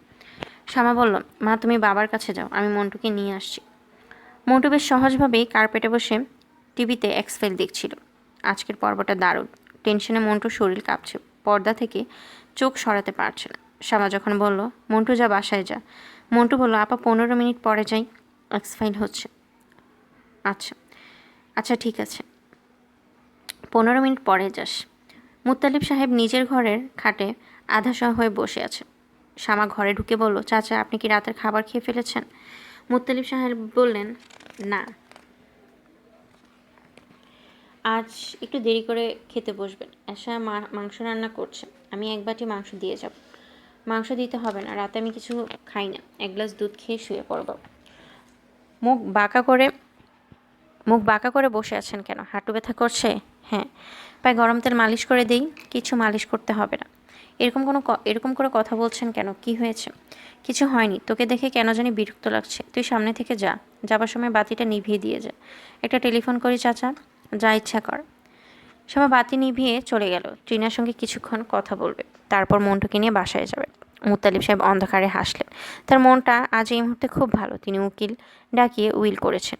উইলে শামা নামের মেয়েটিকে তার জীবনের সমস্ত সঞ্চয় দিয়ে গিয়েছে। কাজটা করতে যথেষ্ট ঝামেলা হয়েছে। নিজের কোনো জীবিত থাকতে অন্য কাউকে বিষয় সম্পত্তি দেয়া যায় না, আইনের জটিলতা আছে। উকিল সাহেবকে আইনের জটিলতা থেকে পথ বের করতে হয়েছে। শেষ পর্যন্ত পথ বের করা গেছে। মুত্তালিব সাহেব ঠিক করেছেন, যেহেতু আজই কাগজপত্র ফাইনাল হয়েছে, আজ থেকে তিনি শামার সঙ্গে যতদূর সম্ভব খারাপ ব্যবহার করবেন, যেন তার মৃত্যুর পর তার দানপত্রের খবর পেয়ে শামা ফুপিয়ে ফুপিয়ে তার জন্য কাঁদে। তিনি পিঠে ক্রস দিয়ে একজন মানুষ, তার মৃত্যুর পর কেউ কাঁদবে না, এই বিষয়টি তাকে খুব কষ্ট দিত। আজ তিনি জানেন কেউ কাঁদবে না, এটা ঠিক। একটা মেয়ে কাঁদবে, ফুফিয়ে ফুফিয়ে কাঁদবে। মুত্তালিব সাহেবের চোখে হঠাৎ পানি এসে গেল। তৃণা খলবল করে বলল, শামা তুই আমাকে চাইনিজ খাওয়াবি কিনা বল। চাইনিজ খাবার বাবার মতো কিছু ঘটেছে? হ্যাঁ ঘটেছে। কবে খাওয়াবি বল। কথায় কথায় চাইনিজ খাবার মতো কি আমার অবস্থা আছে? টাকা ধার কর, চাচার কাছ থেকে ধার নে। শোন, তোর জন্য কি করেছি। আমার ট্রিক্স 100 ভাগ কাজ করেছে। মিস্টার হুক্কা অ্যান্ড হিজ ফ্যামিলিকে পুরোপুরি কবজা করে ফেলেছি। ওই দিন যদি তোর ব্যাগে মিস্টার হুক্কার চশমা না রাখতাম, তাহলে কি এটা এটা পারতাম না। হুক্কা ফ্যামিলি গোপনে তোদের সব খবরাখবর নিয়েছে। হুক্কার মাতা একদিন কলেজে গিয়ে তোকে দেখেও এসেছে। তোর কি মনে পড়ছে, হাবাগোবা টাইপের একটা মহিলা একদিন কলেজে এলেন? আমি আমি তাকে দেখে, আরে চাচি আম্মা আপনি বলে খুব আহ্লাদ করলাম। উনি হচ্ছেন হুক্কা মাতা। এখন ওরা আগামী বৃহস্পতিবার সন্ধ্যায় তোদের বাড়িতে ফর্মাল প্রস্তাব নিয়ে যাবেন। বুঝলি কিছু? বুঝলাম। হুক্কার পিতা খুবই অসুস্থ, এখন মরেন তখন মরেন অবস্থা। কাজেই ব্যবস্থা এমন থাকবে যে প্রস্তাব দেওয়ার পর প্রস্তাব গ্রাহ্য হলে সঙ্গে সঙ্গে কাজেই আনতে লোক যাবে, বিয়ে হয়ে যাবে। মিস্টার হুক্কা তার স্ত্রীকে সঙ্গে নিয়ে বারডেমের হাসপাতালে মৃত্যু পথযাত্রী পিতার শয্যার পাশে উপস্থিত হবেন। ঘটনা কেমন ঘটিয়েছি বল দেখি। ভালো। বিয়ের প্রস্তাব নিয়ে কে যাচ্ছেন জানিস? বাংলাদেশের দুজন অতি বিখ্যাত ব্যক্তি, তাদের পরিচয় আগে দিলাম না, এই অংশটা সারপ্রাইজ হিসেবে থাকুক। শ্যামা তুই খুশি তো? বুঝতে পারছি না। যখন নিজেদের সুইমিং পুলে মনের সুখে সাঁতার কাটবি তখন বুঝবি। শ্যামা আমি এখন রাখি, তারপর কাল তোদের বাসায় এসে সব বলবো, চাচা চাচির সঙ্গেও কথা বলবো। আচ্ছা, আসল কথাই তো বলতে ভুলে গেছি, এতক্ষণ শুধু নকল কথা বললাম। আসল কথা হলো আগামীকাল দুপুরে তুই আমার সঙ্গে চাইনিজ খাবি। ওই ভদ্রলোক থাকবেন। ওই ভদ্রলোক থাকবেন? হ্যাঁ থাকবেন। যার সঙ্গে বিয়ে হচ্ছে তাকে একটু বাজিয়ে নিবি না? সামান্য লাউ কেনার সময়ও তো মানুষ চিমটি দিয়ে দেখে, টোকা দিয়ে দেখে। তুই টোকা দিবি না? আচ্ছা, এরকম শুকনো গলায় কথা বলছিস কেন? তোর উচিত আনন্দে লাফান। আমি তোর জন্য কি করলাম এটা তুই এখন বুঝতে পারবি না, 10 বছর পরে বুঝবি। মনে থাকে যেন আগামীকাল দুপুরে। তোর কোনো সাদা শাড়ি আছে? সাদা শিফন? না। আচ্ছা, সাদা শাড়ি আমি নিয়ে আসবো। মেয়েদের সবচেয়ে মানে ধপধপে সাদা শাড়িতে। আমাদের দেশের মেয়েরা সাদা শাড়ি পরে না, কারণ সাদা বিধবাদের রং। তুই পরবি ধপধপে সাদা, গলায় থাকবে মুক্তার মালা, ঠোঁটে গাঢ় করে লাল লিপস্টিক দিবি। সাদার ভেতর থেকে লাল রং লাফ দিয়ে বের হবে। তোর কি মুক্তার মালা আছে? না। অসুবিধা নেই, আমি জোগাড় করব। শ্যামা টেলিফোন নামিয়ে কিছুক্ষণ দাঁড়িয়ে রইল, তারপর আতাউরের নাম্বারে ডায়াল ঘোরালো। একজন মহিলা ধরলেন, নরম গলায় বললেন, তুমি কে?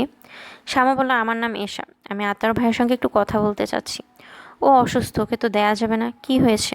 ও অসুস্থ, এই বলে মহিলা টেলিফোন রেখে দিলেন। শ্যামা মূর্তির মতো দাঁড়িয়ে রইল, তার কাছে মনে হচ্ছে বাড়িটা কাঁপছে, সে এক্ষুনি পড়ে যাবে। আশফাকুর রহমান নীল ব্লেজার পরেছেন। এই গরমে কেউ ব্লেজার পরে না, তিনি পরেছেন। তাকে দেখে মনে হচ্ছে ব্লেজার ছাড়া অন্য কিছু পরলে তাকে মানাতো না। শ্যামার কাছে মনে হলো বিয়ে বাড়িতে ভদ্রলোকে একরকম দেখাচ্ছিলেন, আজ অন্যরকম দেখাচ্ছে। বিয়ে বাড়িতে তার মধ্যে ছেলে মানুষই ভাব ছিল, আজ নেই। আশফাকুর রহমান ট্রিনার দিকে তাকিয়ে বললেন, তুমি না বললে তোমরা 6 জন বান্ধবী একসঙ্গে থাকবে? ট্রিনা বলল, 6 জন না, 7 জন।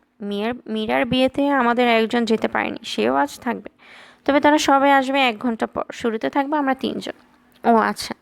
আপনি শ্যামার কাছে ক্ষমা চাইবেন চেয়েছিলেন? না, ওনার সঙ্গে পরে আর দেখা হয়নি। এই তো দেখা হলো, ক্ষমাটা চেয়ে নিন। ক্ষমা প্রার্থনা দৃশ্য দিয়ে আজকের টোকাটুকি খেলা শুরু হোক। টোকাটুকি খেলা মানে কি? টোকাটুকি খেলা আপনি বুঝবেন না, আমরা বান্ধবীরা অনেক সাংকেতিক ভাষা ব্যবহার করি। কই, ক্ষমা প্রার্থনা শুরু করুন।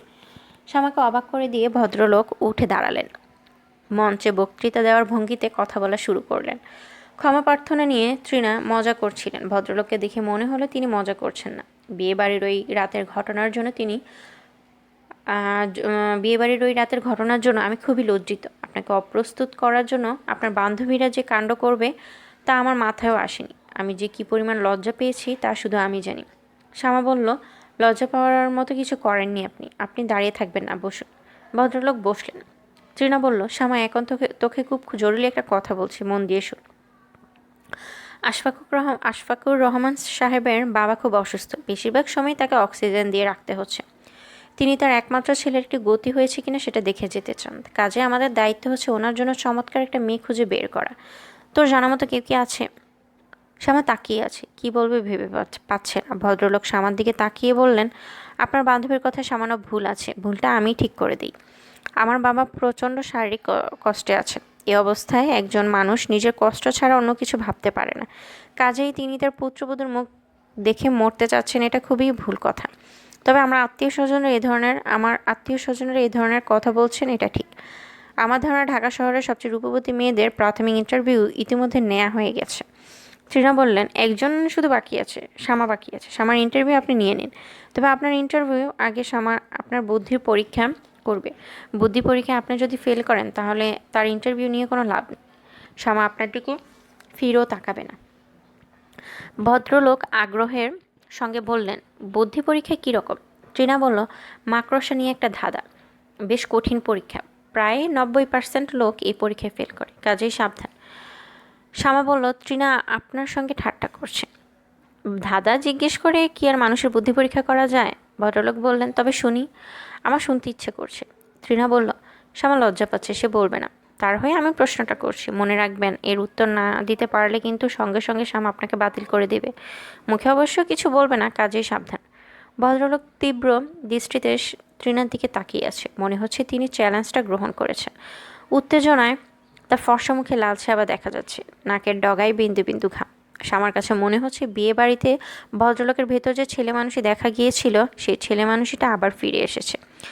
তৃণা মাকড়সার ব্যাপারটা বলছে। ভদ্রলোক চোখের পাতা না ফেলে শুনছেন। মনে হচ্ছে সত্যি সত্যি তিনি ভয়ঙ্কর কোনো পরীক্ষা দিতে বসেছেন। আমার হঠাৎ করে মনে হলো এই ভদ্রলোকের সঙ্গে বিয়ে হলো তার মেয়ের নাম রাখা যাবে আশা। আশফাকুর রহমানের শামার আশা। বারান্দার কাঠের চেয়ারের হাতলে একটা কাক বসে আছে। সুলতানার বুক ধক করে উঠল। এটা কি কোনো অলক্ষণ? কা কা করে কাক ডাকাটা অলক্ষণ, কিন্তু একটা কাক ঝিম ধরে অনেকক্ষণ চেয়ারে বসে আছে, এর মানে কি? কাক চুপ করে বসে থাকার পাখি না, সে খাবারের খোঁজে ছটফট করবে, ঘাড় বাঁকিয়ে গৃহস্থকে দেখবে। এই কাজটা সে করছে না, ঝিম ধরে বসে আছে। সুলতানা রান্নাঘরে ঢুকলেন। আশাকে কাক সম্বন্ধে জিজ্ঞেস করতে হবে। তিনি জানেন আশা লক্ষণ অলক্ষণ বিষয় কিছুই জানে না। আধুনিককালের মেয়েরা লক্ষণ বিচারের সময় নেই। আধুনিককালের মেয়েদের লক্ষণ বিচারের সময় নেই। তবু মনের শান্তির জন্য জিজ্ঞেস করা। সুলতানা চিন্তিত ভঙ্গিতে বললেন, এসে একটা কাক তোর বাবা চেয়ারের হাতলে অনেকক্ষণ ধরে বসে আছে। এসব পায়েস রাঁধছিল। পায়েস রান্নার প্রধান কৌশল ক্রমাগত হাঁড়ির দুধ নাড়াচড়া করা। একটু থামলেই দুধ ধরে যাবে, পায়েসে দুধ পড়া গন্ধ এসে যাবে। চামচ নাড়তে নাড়তে বলল, কাক বসে আছে তো কি হয়েছে? কোনো অলক্ষণ না তো? এসা হেসে ফেলল। সুলতানা বললেন, কাকটাকে দেখে ভালো লাগছে না। কাক দেখে ভালো লাগার কোনো কারণ নেই মা। কাক তো ময়ূর না যে ভালো লাগবে। আজ সকাল থেকে তুমি লক্ষণ বিচার শুরু করেছ। দয়া করে মনটা শান্ত করো। পায়েসের মিষ্টি একটু চেখে দেখো। সুলতানা মিষ্টি চাকলেন। মিষ্টি বেশি হয়েছে না কম হয়েছে কিছুই বুঝলেন না, আর বললেনও না। তিনি খুবই অস্থির বোধ করছেন। তার অস্থির বোধ করার সঙ্গত কারণ আছে। আমার আজ রাতে বিয়ে হয়ে যাওয়ার সম্ভাবনা দেখা দিয়েছে। তৃণার উদ্যোগে আনা পাত্রের সঙ্গে বিয়ে সম্পর্কিত সব কথাবার্তা শেষ হয়েছে। পাত্রের নানিকে চিটাগাং থেকে আনা হয়েছে। তিনি সন্ধ্যার পর লোকজন নিয়ে শ্যামাকে দেখতে আসবেন। তিনি যদি বলেন মেয়ে পছন্দ হয়েছে, তাহলে সঙ্গে সঙ্গে বিয়ে পড়ানো হবে। আব্দুর রহমান সাহেবকে কাজে এনে রাখার কথা বলা হয়েছে। তার নিকট আত্মীয়জনকেও খবর দিয়ে রাখতে বলা হয়েছে। আব্দুর রহমান সাহেব বলেছেন, আমি সব খবর দিয়ে রাখলাম, কাজে নিয়ে আসলাম। আর ছেলে নানি বললেন, মেয়ে পছন্দ হয়নি। তখন এতে পাত্রের মামা ইমরুল হক হাইকোর্টে প্র্যাকটিস করছেন। তিনি খুব বিরক্ত গলায় বললেন, ছেলে নানি এ ধরনের কথা বলবেন না। আমরা সব ঠিকঠাক করে তবেই তাকে আনিয়েছি। উনি আমাদের সবার মুরব্বী, এজন্যই ওনাকে সামনে রাখা। আপনি কি আমাদের কথায় ভরসা পাচ্ছেন না? আব্দুর রহমান সাহেব বিব্রত গলায় বললেন, কেন ভরসা পাবো না? অবশ্যই ভরসা পাচ্ছি। ভরসা না পাবার তো কিছু নেই। সমস্যা থাকলে বলুন, কাজে আমরা নিয়ে আসবো। আপনাদের কিছু করতে হবে না। না না, সমস্যা নেই। আমরা তাড়াহুড়ো করছি কারণ ছেলের বাবা অসুস্থ, বারডেমে আছেন, যে কোনো মুহূর্তে এক্সপায়ার করতে পারে। উনি যেন ছেলের বউ দেখে যেতে পারেন সেই ব্যবস্থা। বুঝতে পারছেন? জি পারছি। আপনাকে দেখে খুবই চিন্তিত মনে হচ্ছে। আপনি কি চিন্তিত? জি না, চিন্তিত না। শুধু শুধু চিন্তিত হব কেন? আব্দুর রহমান সাহেব মুখে বললেন, শুধু শুধু চিন্তিত হব কেন? আসলে তিনি খুবই চিন্তিত বোধ করছেন। এত বড় ঘরে তার মতো সাধারণ মানুষের সম্পর্ক করাটা ঠিক হচ্ছে কিনা বুঝতে পারছেন না। তার চেয়ে অনেক বেশি চিন্তা সুলতানার চিন্তার প্রধান কারণ, আজ সন্ধ্যার আগে যদি ছেলের বাবা মারা যায় তাহলে তো আর বিয়ে হবে না, এবং অবশ্যই পাত্রপক্ষ পিছিয়ে পড়বে। তাদের মধ্যে কেউ না কেউ বলবে মেয়ে অলক্ষণা। বিয়ের কথা হলো অমনি ছেলের বাবা মরে গেল। শ্বশুর খাকি মেয়ে।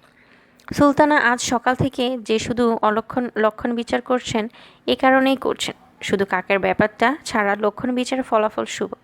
অনেকদিন বৃষ্টি হচ্ছে না। আজ সকাল থেকে আকাশ মেঘে মেঘে কালো। আকাশের ভাব থেকে মনে হয় যে কোনো সময় বৃষ্টি শুরু হবে। বিয়ের দিন বৃষ্টি শুভ।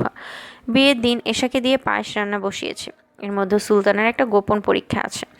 বিয়ের দিন কনের বাড়িতে রান্না করা পায়েস যদি ধরে যায় কিংবা পুড়ে যায় কিংবা পাতিল উল্টে পায়েস মাটিতে পড়ে যায় তাহলে বিরাট অলক্ষণ। এশার রান্না করা পায়েস খুব ভালো হয়েছে, এটা একটা ভরসার কথা। সুলতানা একবারই পায়েস এনে শামার ঘরে ঢুকলেন। শামা খুব মনোযোগ দিয়ে পায়ের নখ কাটছিল। সে নীল কাটার থেকে চোখ না তুলেই বলল, পায়েস খাবো না মা, দেখেই ঘেন্না লাগছে। পায়েস দেখে ঘেন্না লাগার কি আছে? ঈদের দিন ছাড়া অন্য যে কোনো দিন পায়েস দেখলে আমার ঘেন্না লাগে। একটু চেখে দেখ। চেখেও দেখবো না, আজ আমার বিয়ের দিন। অন্তত আজকের দিন আমাকে দিয়ে জোর করিয়ে কিছু করিও না তো মা। তোর বান্ধবীরা তো এখনও কেউ এলো না।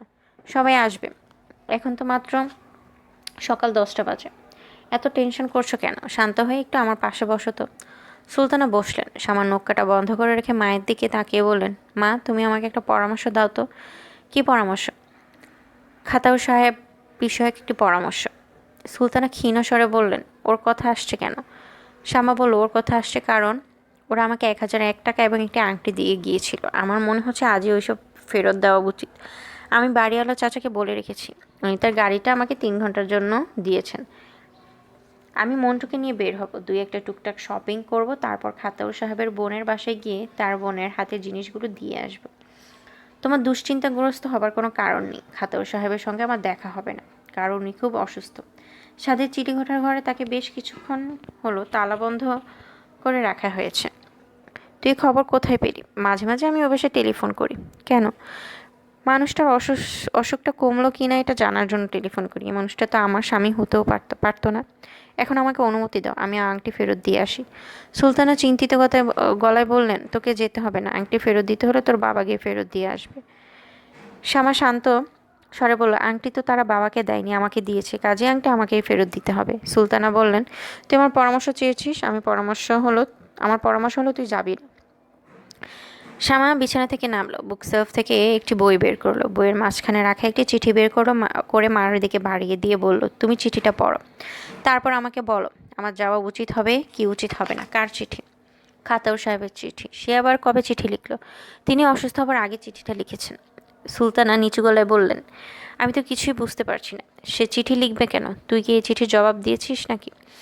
শ্যামা বলল, এত কথা বলছো কেন মা? তুমি আগে চিঠিটা পড়ো। সুলতানা চিঠি পড়ছেন। চিঠি পড়তে গিয়ে তার হাত কাঁপছে। শ্যামা, তোমার কাছে এই চিঠিটা লিখতে খুব অস্বস্তি লাগছে, খানিকটা লজ্জাও লাগছে।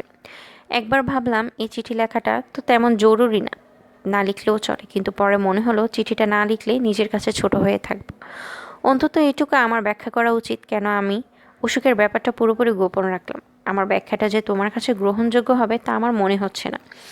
আমার নিজের কাছে ব্যাখ্যা গ্রহণযোগ্য না, তাহলে ব্যাখ্যাটা দিচ্ছি কেন? মানুষের স্বভাব হচ্ছে খুব বড় ধরনের ভুল করলো, কেন ভুল করলো তার একটা ব্যাখ্যা সে দাঁড় করায়, যতটা না অন্যের জন্যে তার চেয়ে বেশি নিজের জন্যে। মূল কথা না বলে অন্য গীত গাইছি। তোমার নিশ্চয়ই খুব বিরক্ত লাগছে। একটু একটু ধৈর্য ধরো, এক্ষুনি আমার সব কথা বলা হয়ে যাবে। আমার ছোটবেলার একটা গল্প বলবো, গল্পটা শেষ হওয়া মানে আমার সব কথা শেষ হওয়া। আমার বয়স তখন 7, ক্লাস 2তে পড়ি। জন্ম থেকে অসুখ বিসুখ আমার লেগেই আছে। 2 দিন পর পর জ্বরে পড়ি, ঠান্ডা সর্দি সবসময় লেগে থাকতো। বাবা আমার অসুখ নিয়ে খুব চিন্তিত ছিলেন। একদিন আমার মাকে বললেন, তুমি শুধু তোমার পুত্রের চিকিৎসার জন্য বাড়িতে একজন ডাক্তারকে জায়গায় রাখা দরকার। ডাক্তার ঘরেই থাকবে, খাবে, আর 12 মাস আমার ছেলের চিকিৎসা করবে। তবে আমি সিদ্ধান্ত নিয়েছি ওর চিকিৎসা আমি করব। প্রতিদিন আমার সঙ্গে সে 1 মাইল হাঁটবে। ফজরের নামাজের পরে একে তুমি কানে ধরে বিছানা থেকে তুলবে। আমি রোজ একে নিয়ে শান্দিকোনা পুলের কাছের বটগাছ পর্যন্ত যাব, আবার ফিরে আসব। এই চিকিৎসার নাম হাঁটা চিকিৎসা। এই চিকিৎসা 1 মাস করলে তোমার ছেলের আর কোনো চিকিৎসা লাগবে না। ঝড়, বৃষ্টি, তুফান, সাইক্লোন, টাইফুন, কোনো অবস্থাতেই হাঁটা চিকিৎসা বন্ধ হবে না। বাবা কথা যা বলেন কাজও তাই করেন। জমিদারি ভাবভঙ্গিতে আমাদের পরিবারে কারোর মধ্যেই ছিল না, শুধু বাবার মধ্যেই ছিল। আরম্ভ হলো আমাদের হাঁটাহাঁটি। শুরুতে ব্যাপারটা যত ভয়ঙ্কর হবে বলে আমার মনে হচ্ছিল, দেখা গেল তেমন ভয়ঙ্কর না। বাবার মতো গম্ভীর ভারী কী ধরনের মানুষও সারা পথে আমার সঙ্গে গল্প করেন। যে বাবার ভয়ে বাড়ির সবাই তটস্থ হয়ে থাকে, দেখা গেল সকালবেলা বাবা সেই বাবা না। সকালবেলা বাবা খুবই মজার একজন মানুষ। এক এক দিন তিনি এক এক রকম মজা করতে করতে হাঁটেন। আমি মহা উৎসাহে তার আঙুল ধরে থাকি। আমার বড়ই ভালো লাগে। একদিন ভোরে আকাশে খুব মেঘলা করেছে, বৃষ্টি নামি নামি করছে। বাবা আমাকে নিয়ে বের হবেন। মা বললেন, দিন খারাপ, ঝড় বৃষ্টি হবে, আজ না বেরোলে হয় না। বাবা ধমক দিয়ে বললেন, কি বলেছিলাম? ঝড় বৃষ্টি তুফান সাইক্লোন কোনো অবস্থাতেই হাঁটা বন্ধ হবে না। মা বললেন, ছাতা নিয়ে যাও। বাবা বললেন, ছাতা কিসের? বৃষ্টি হলে ভিজতে ভিজতে যাব, এতে শরীর পোক্ত হবে। সামান্য ঠান্ডা বাতাস লাগলেই সর্দি জ্বর এসব হবে না। আমি বাবার হাত ধরে রওনা হলাম। শান্তিকোনা পুলের বটগাছের কাছে যাওয়ার আগেই তুমুল বর্ষণ শুরু হলো। বাবা বললেন, বৃষ্টিতে ভিজতে কেমন লাগছে রে বেটা? আমি বললাম, ভালো। বাবা হাসতে হাসতে বললেন, এক কাজ কর, শার্ট প্যান্ট খুলে ল্যাংটা বাবা হয়ে যান। আশেপাশে দেখার কেউ নেই। সারা শরীরে বৃষ্টির পানি লাগালে জীবনে কোনো দিন ঘামছি হবে না। আমি বললাম, লজ্জা লাগে। বাবা বললেন, ধুর বেটা, কে দেখবে? দেখবে শুধু আল্লাপাক। আল্লাপাকের কাছে কিসের লজ্জা? আমি শার্ট খুলে ফেলেছি। প্যান্ট খুলতে যাব, হঠাৎ দেখি বাবা যেন কেমন করছেন। যে হাতে তিনি আমাকে ধরেছিলেন সে হাত কাঁপছে। তিনি বিড়বিড় করে বললেন, বাবা রে, মহাবিপদ, আজ আমার মহাবিপদ। আমি দেখলাম বটগাছের পেছন থেকে 5-6 জন মানুষ বের হয়ে এলো। খুবই সাধারণ গ্রামের চাষাভুষা মানুষ। তারা আমাদের দিকে দৌড়ে আসতে শুরু করলো। পরের ঘটনাগুলো ঘটলো অতি দ্রুত। আমি দেখলাম এরা বাবাকে কাদার ভেতর ফেলে দিয়েছে। একজন গরু জবাই করার মস্ত বড় ছুরি বের করেছে। বাবা ঘোঙাতে ঘোঙাতে বলছেন, তোমরা আমার একটা কথা রাখো। এই দৃশ্য যেন আমার ছেলে না দেখে, তাকে সরাই নিয়ে যাও। আমাকে দয়া করার কিছুই নেই, আমার ছেলেকে দয়া করো। এই দয়া তারা করলো না। বাবার কাছ থেকে 4-5 হাত দূরে দাঁড়িয়ে এক ভয়ঙ্কর দৃশ্য আমি দেখলাম। লোকগুলো যেমন দ্রুত এসেছিল সেরকম দ্রুতই চলে গেল। আমি দাঁড়িয়ে রইলাম আমার জবাই করা বাবার পাশে। কি বৃষ্টি! বৃষ্টির উপর বাবার উপর বৃষ্টির পানি পড়ছে, আর সেই পানি দেখতে দেখতে টকটকে লাল হয়ে যাচ্ছে। আমি এক মুহূর্তের জন্য বাবার উপর থেকে দৃষ্টি সরিয়ে নিতে পারলাম না। আমি তাকিয়েই রইলাম। সেই থেকে আমার অসুখের শুরু। 2-3 বছর পর পর বর্ষার সময় অসুখটা হয়। যখন খুব বৃষ্টি হতে থাকে তখন বৃষ্টির দিকে তাকালে হঠাৎ মাথার ভেতরটা ফাঁকা হয়ে যায়। হঠাৎ মনে হয় আমি একটা খোলা মাঠে দাঁড়িয়ে আছি, আমার গায়ে বৃষ্টির ফোঁটা পড়ছে, আর বৃষ্টির ফোঁটাগুলো অদ্ভুত উপায়ে লাল টকটকে হয়ে যাচ্ছে। আমাকে সুস্থ করার অনেক চেষ্টা করা হয়েছে। বড় বড় ডাক্তাররা আমাকে দেখেছেন। আমাকে কলকাতায় নিয়ে যাওয়া হয়েছে। সেখানে একজন বড় সাইকিয়াট্রিস্ট আমাকে দেখেছেন। কোনো লাভ হয়নি। তিনি আমাকে বলে দিয়েছেন আমি যেন কখনো বৃষ্টি না দেখি। আকাশে মেঘ করলেই যেন ঘরে ঢুকে দরজা বন্ধ করে বসে থাকি। সেই চেষ্টাই এখন করি। এই হলো আমার গল্প। খুবই ভয়ঙ্কর গল্প। আমি চেষ্টা করছি সহজভাবে বলতে। তা কি আর সম্ভব? এমন ভয়ঙ্কর গল্প কি আর সহজভাবে বলা যায়? শ্যামা, এখন বলি আমি আমার অসুখের কথাটা কেন তোমাকে গোপন করলাম। কেন জানি একসময় আমার মনে হলো প্রবল বৃষ্টির সময় কেউ যদি গভীর মমতায় আমার হাত ধরে থাকে এবং আমার কানে কানে বলে, কোনো ভয় নেই, আমি তোমার পাশে আছি, আমি তোমার হাত ধরে আছি, আমি এক মুহূর্তের জন্য হাত ছাড়ব না, তাহলে হয়তো আমার অসুখটা হবে না। একসময় বৃষ্টিটা আমার কাছে সহনীয় হয়ে উঠবে। কে জানে, একদিন হয়তো সেই মেয়েকে সঙ্গে নিয়ে বৃষ্টিতে ভিজতেও পারবো। আমার এই ধরনের চিন্তার পেছনে কোনো যুক্তি ছিল না, ছিল বিশ্বাস। ডুবন্ত মানুষ খড়কুটো চেপে ধরে, আমিও তাই করতে চেয়েছি। আমি খুবই ভুল করেছি। আমি তো আর তোমাদের মতো সুস্থ স্বাভাবিক মানুষ না। ভুল তো আমি করবই। শেষবার এশার সঙ্গে যখন কথা হয়েছে সে আমাকে বলেছে অন্য এক জায়গায় তোমার বিয়ের কথা হয়েছে। তোমার খুব ভালো বিয়ে হোক, এটা আমি মনে প্রাণে কামনা করছি। তোমার সঙ্গে আমার অতি সামান্য পরিচয় যেন কোনো অবস্থাতেই তোমার মনে কোনো ছাপ না ফেলে, এ প্রার্থনা করছি। আরেকটা কথা, মাঝে মধ্যে এশা আমাকে টেলিফোন করেছে, ওর সাথে কথা হয়েছে আমার। এই নিয়ে তুমি তার উপর রাগ করো না। এই চিঠিটা এশাকে দেখিও। শেষবার টেলিফোনে আমার সঙ্গে তার কথা বলার ভঙ্গি থেকে বুঝেছি সে আমার গোপন করার ব্যাপারটায় খুব কষ্ট পেয়েছে। এই চিঠিটা পড়লে তার কষ্টটা সামান্য কমতেও পারে। ইতি আতাউর। সুলতানা চিঠি ভাঁজ করে টেবিলে রাখলেন। শ্যামা বলল, মা তুমি কিছু বলবে? সুলতানা চুপ করে রইলেন। শ্যামা শান্ত গলায় বলল, মা তুমি বলো, আমি কি ওনার সঙ্গে দেখা করে বলবো? চিঠিটা পড়ে আমার খুব মন খারাপ হয়েছে। আপনার উপর আমি খুব রাগ করেছিলাম ঠিকই, এখন আর আমার কোনো রাগ নেই। বলো মা, এটাও কি আমি বলবো না? সুলতানা জবাব দিলেন না, চুপ করে রইলেন। শ্যামা মুত্তালিব সাহেবের গাড়ি নিয়ে বের হয়েছে। মুত্তালিব সাহেব নিজেও গাড়িতে আছেন। তিনি শ্যামাকে নিয়ে পেছনের সিটে বসেছেন। ঝুম বৃষ্টি হচ্ছে, এমন বৃষ্টি যে গাড়িতে বসে বাইরের কিছুই দেখা যাচ্ছে না। মুত্তালিব সাহেব বললেন, এই ঝড় বৃষ্টির মধ্যে আমরা কোথায় যাচ্ছি? শ্যামা বলল, জানি না চাচা। মুত্তালিব সাহেব বিরক্ত গলায় বললেন, তুই কোথায় যাবি তার না জেনে বের হয়েছিস? শ্যামা বলল, আমরা কি করব না করব তা কি আমরা সবসময় জানি? মুত্তালিব সাহেব জবাব দিলেন না। তিনি লক্ষ্য করলেন শ্যামা কাঁদছে। টপ টপ করে শ্যামার চোখ দিয়ে পানি পড়ছে। শ্যামা বলল, চাচা আমি গাড়ির কাজটা নামিয়ে দেই। মুত্তালিব সাহেব বললেন, ভিজে যাবি তো? চাচা, আজ আমার ভিজতে ইচ্ছা করছে। মুত্তালিব সাহেব নরম গলায় বললেন, তোর যা করতে ইচ্ছে করে তুই তাই কর, আমি আছি তোর সঙ্গে। মা রে, তুই কাঁদছিস কেন? শ্যামা জবাব দিল না। সে জানালার কাছ নামিয়ে মুগ্ধ হয়ে বৃষ্টি দেখছে। সে কি করবে? সে কি গাড়িতে করে খানিকক্ষণ ঘুরে বাসায় ফিরে যাবে? যে মানুষটা মাকড়সা ধাঁধার জবাব ঠিকমতো দিতে পেরেছিল তার সঙ্গে জীবন শুরু করবে? নাকি আতাউর নামের মানুষটার কাছে উপস্থিত হয়ে বলবে, হ্যালো মিস্টার, আসুন তো আমার সঙ্গে বৃষ্টি দেখবেন, আজ আমরা বৃষ্টি বিলাস করব, কোনো ভয় নেই, আমি সারাক্ষণ আপনার হাত ধরে রাখবো, এক মুহূর্তের জন্য হাত ছাড়বো না। কি করবে শ্যামা? শ্যামা কাঁদছে। শাড়ির আঁচলে সে চোখ মুছছে। কোনো বড় সিদ্ধান্ত সে নিয়েছে। মস্ত বড় কোনো সিদ্ধান্ত নেওয়ার আগে মেয়েদের চোখে সবসময় পানি আসে।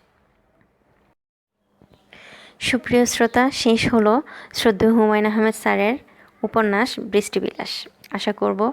আশা করছি আপনাদের গল্পটি ভালো লেগেছে। পরবর্তী গল্পের জন্য আমাদের পাশেই থাকবেন আর অবশ্যই আমাদের চ্যানেলটি সাবস্ক্রাইব করবেন। ধন্যবাদ সবাইকে।